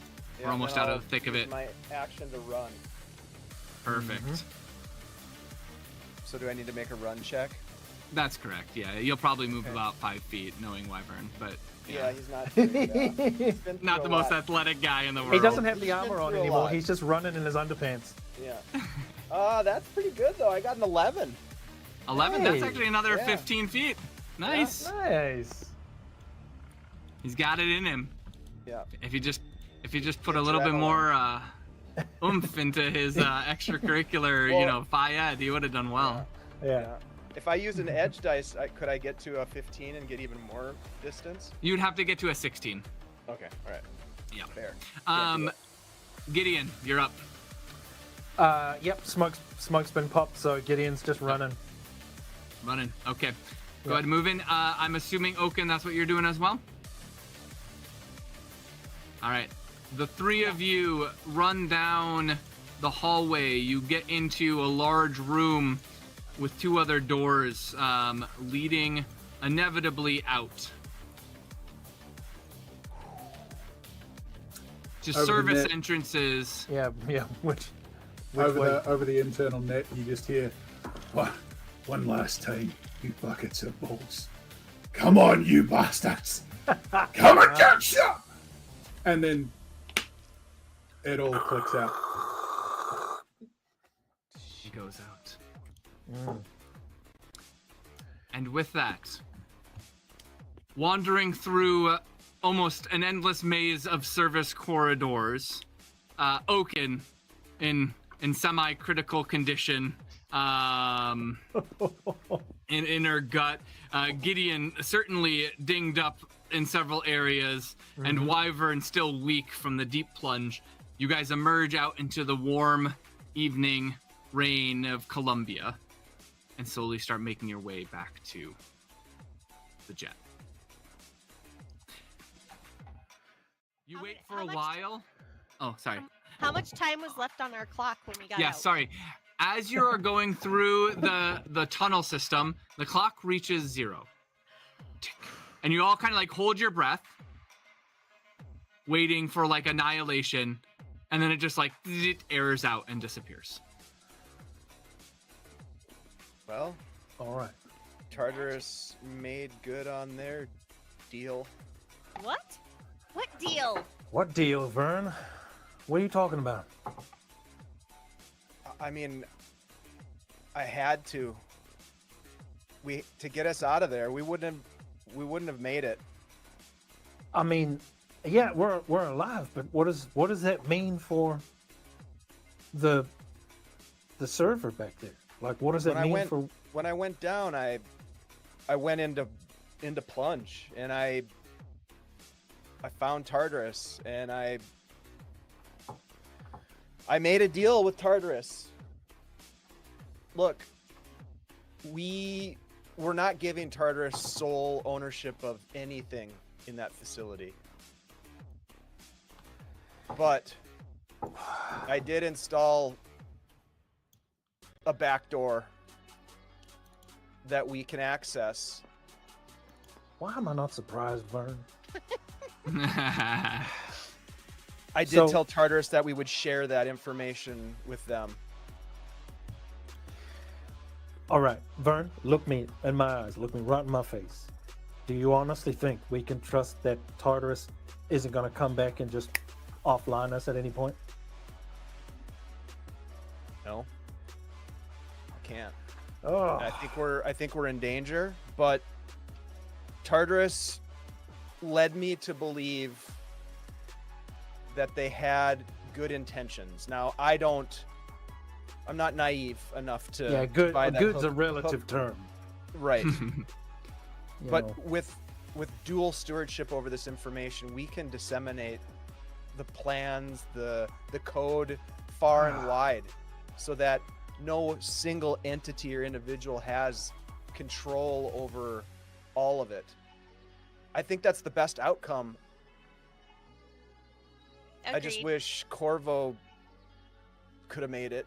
I wish Octavius was here. Oh man. Agreed. Yeah, look, Vern, I'm gonna be honest, I don't even know what the word stewardship means. But you are the smartest person I know, and you're my brother, and you've never put me wrong before, so I'm gonna trust you. Thank you. And let's just try and get in that jet and get home, okay? We can find a way to figure out where Octavius is and We have to. get him back. Yeah, have to. absolutely. We just can't do it now. No. Oaken, are you okay? Yeah, you I'm okay, Miss May? You are bleeding. Yeah, I'm gonna be fine. I just, hey, Wyvern, I know that you love George Michael. Can you hold him for me? Yes, please and thank you. I hand George Michael over to you. Buddy. Buddy. He likes me. He's pretty cute, isn't he? Yeah, he's pretty good. Hey, buddy. Hey. Now let's get to that flight that we need to make. Yeah. I'm gonna head over and be like, Vern, just tell me, did you send that letter to Queenie? Yep. As I'm sending it to Queenie. Yeah, I'm like, okay, it's gonna be an interesting time trying to explain that. All right.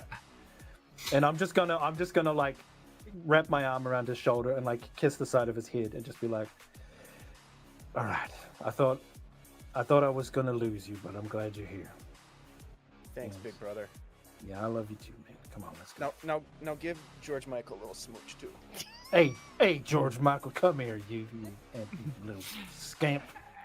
And you guys head out onto the jet.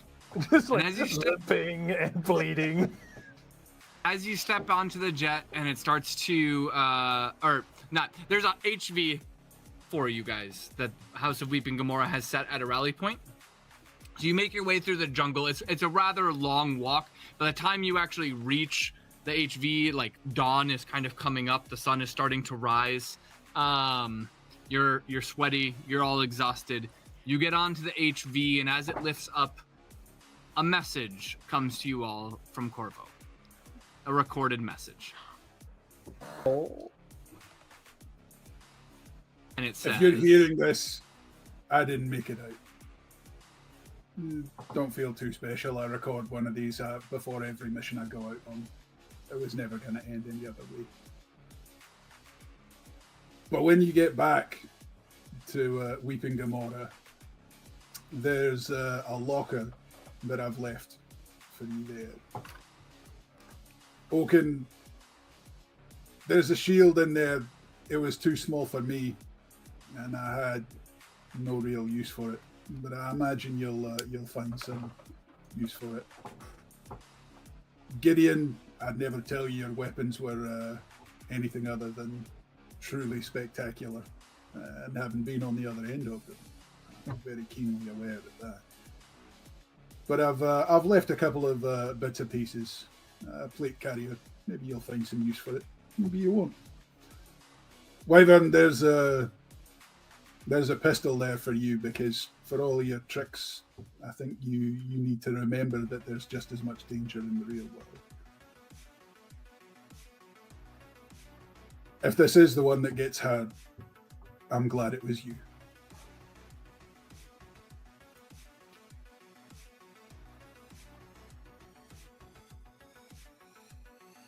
you ride along in silence for a while. Wyvern, you're just kind of glum, and you stick your hands in your pocket and you feel the memory drive that Corvo gave you at the very beginning of the mission, the encrypted one that he got off of the people who took Octavius.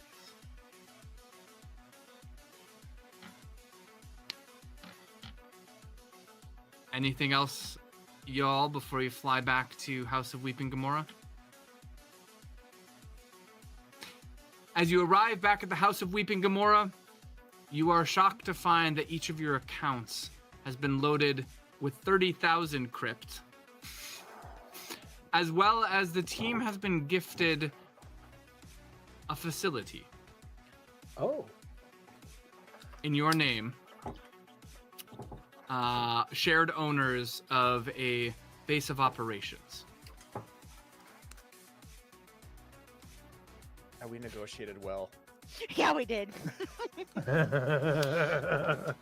Well done, everybody. Thank This you was so super much. fun. Yes, Oh, Paul. God. Wow. Now we have to go after Octavius. Yeah. Yeah. Yeah. Next mission. Yeah. Oh my Yeah, God. we'll have Paul, to get thank you him. so much. That was brilliant. Gideon's gonna have to explain to Queenie why he sent her a love letter. Oh, yeah, baby. Oh, boy. We're gonna fly. Corvo, that was an epic Yeah. epic Yeah, that was Rambo great, moment. Josh. That was pretty great. That was really That was pretty cool. great. And So the good. message was really, really sweet, man. That was cool. That was You really live by cool. the sword, you die by the sword. Yep. Wouldn't have it any other way. Mm-hmm. That was great. Thank you guys Ah, so so much. good. Paul, thank you so much for bringing this game to the Guild Superior and giving us another opportunity to bring these awesome people together to play and to bring in a bunch of people from the chat to sort of be here with Yeah. us and experience what this game is like. I'm gonna preemptively put some information in the chat for folks if they want to go learn more about House of Eidolons, which I highly encourage that you do. Please go check out eidolonsrpg.com.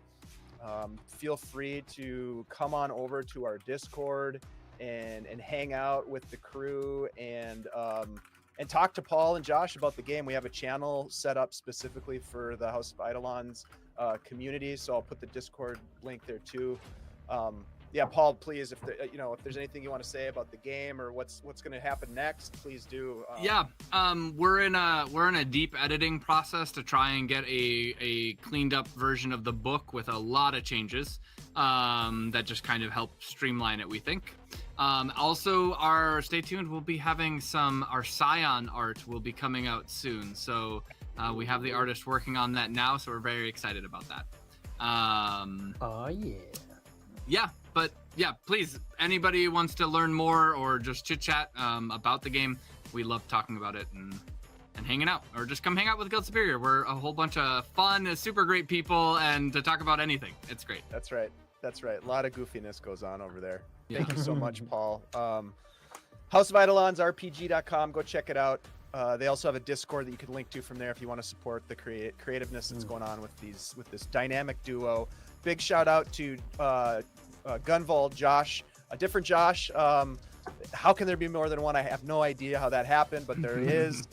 Josh has been producing this series for us here on Guild Superior and is also one of the co-creators with Paul of House of Eidolons. So Josh, thank you very much for being there for us and making this all happen behind the scenes. The other Josh from New Zealand, tell us whatever you want to say, goodbyes and anything. Just say something. I don't know. Hey guys, I'm Josh. I'm a giant geek. I've been Corvo, a guy who lived by the sword and died by the sword. If it wasn't this job, it was going to be another one. It's been an enormous amount of fun bringing this story to our loving audience, and it's been a joy playing with this phenomenal group of wonderful people. I wish I had something cooler. There are a couple of things in the works, but at this point they are little more than digital paperwork and ephemeral dreams. So maybe the next game I'm part of, there'll be something more tangible. But for now, I'm going to hand it over to people who have got actual cool stuff going on. That's right. Josh, you've got all kinds of cool stuff going on. You just don't want to tell us because you're too secretive. Honestly, Dave, I appreciate the gas up, but I wish. I'm just giving you a little rev. Thank Josh. Thank you so much for being part of this. Josh is also in our Saturday game. Our Scum and Villainy game is playing a brilliant character in that game as well. So come and check that out on Saturdays. Let's kick it over to Tara. What's up, everybody? Tara. You can find me on the socials at YourKnomi or YourKnomi2. Yes, I used to play a gnome. It's stuck. I don't, whatever. I had so much fun, and I believe that this game is going to be my first game that I actually try and DM myself. Yes. So I'm really excited. I can't wait for the updates. I can't wait for the artwork. It's amazing. And thank you guys for putting it on and letting this little girl help you out getting all the missions done. I appreciate it.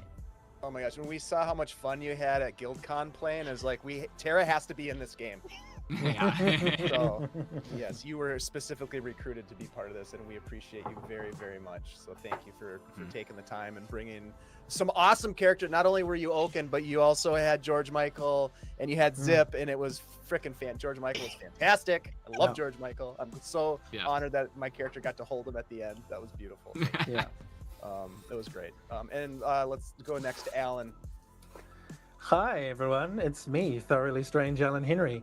What a joy to play Gideon, the kind of wisecracking gunslinger scion. Thank you, Paul and Gunvald Josh, for taking a punt and trying to build a game that lets players really try to find the kind of character they want to play. I know it's not easy. You know, New Zealand Josh and I have taken our hands to designing games and doing like narrative design and, you know, concept design and mechanic design for games. So I appreciate how much hard work the two of you are putting into this, and I really look forward to seeing where the game grows to, because I think it's heading in a good direction. I really, really enjoy it. It's been a blast playing this. What a great time. Thank you, Dave, for again, you know, being the genesis for this wonderful connection and this collection of weirdos. I love it. Coming up in the future on April the 4th is the premiere of a Minecraft movie, which I did a lot of the performance capture for some of the lead characters. It's a secret right now, but soon it won't be. That's really cool. But yeah, that's me. Alan, thank you so much for being part of this. And again, another plug. Alan is running the Scum and Villainy game on Saturday with a bunch of New Zealand buddies. So you definitely want to come and check that out. We had our first session last week. It'll be up on YouTube here in the next day or two. But absolutely fantastic world. It's built off of the Blades in the Dark system, or Forged in the Dark. Just very fun, very narrative, and Alan, you really bring those types of stories to life. It's been a pleasure. So really glad to have you here. This community is better for having all of you a part of it, and all of you people in the chat who are a part of it, and people in the future who become part of it. It's about bringing people together, doing good things for the world, and having some fun in the process. So we are. Let's see what else. Oh, one other thing. Next Tuesday, we're gonna have our finale of our two-part Call of Cthulhu game. So we've got a lot of like wrap-up episodes here of sessions over the next week. But Molly, MJ Russell will be back with the crew, and we will wrap up our derailed Call of Cthulhu story. Very, very excited about that. That'll be on Tuesday. So lots going on always here at the Guild. Join us, hang out with us, and we will see you Saturday for Scum and Villainy. We're gonna raid into GM Hina, so stick around. I'm gonna kick the other Josh is gonna kick it over to the end screen. We're gonna get the raid going. Love you all. Thank you so much. We'll see you next time. Everybody. Be good.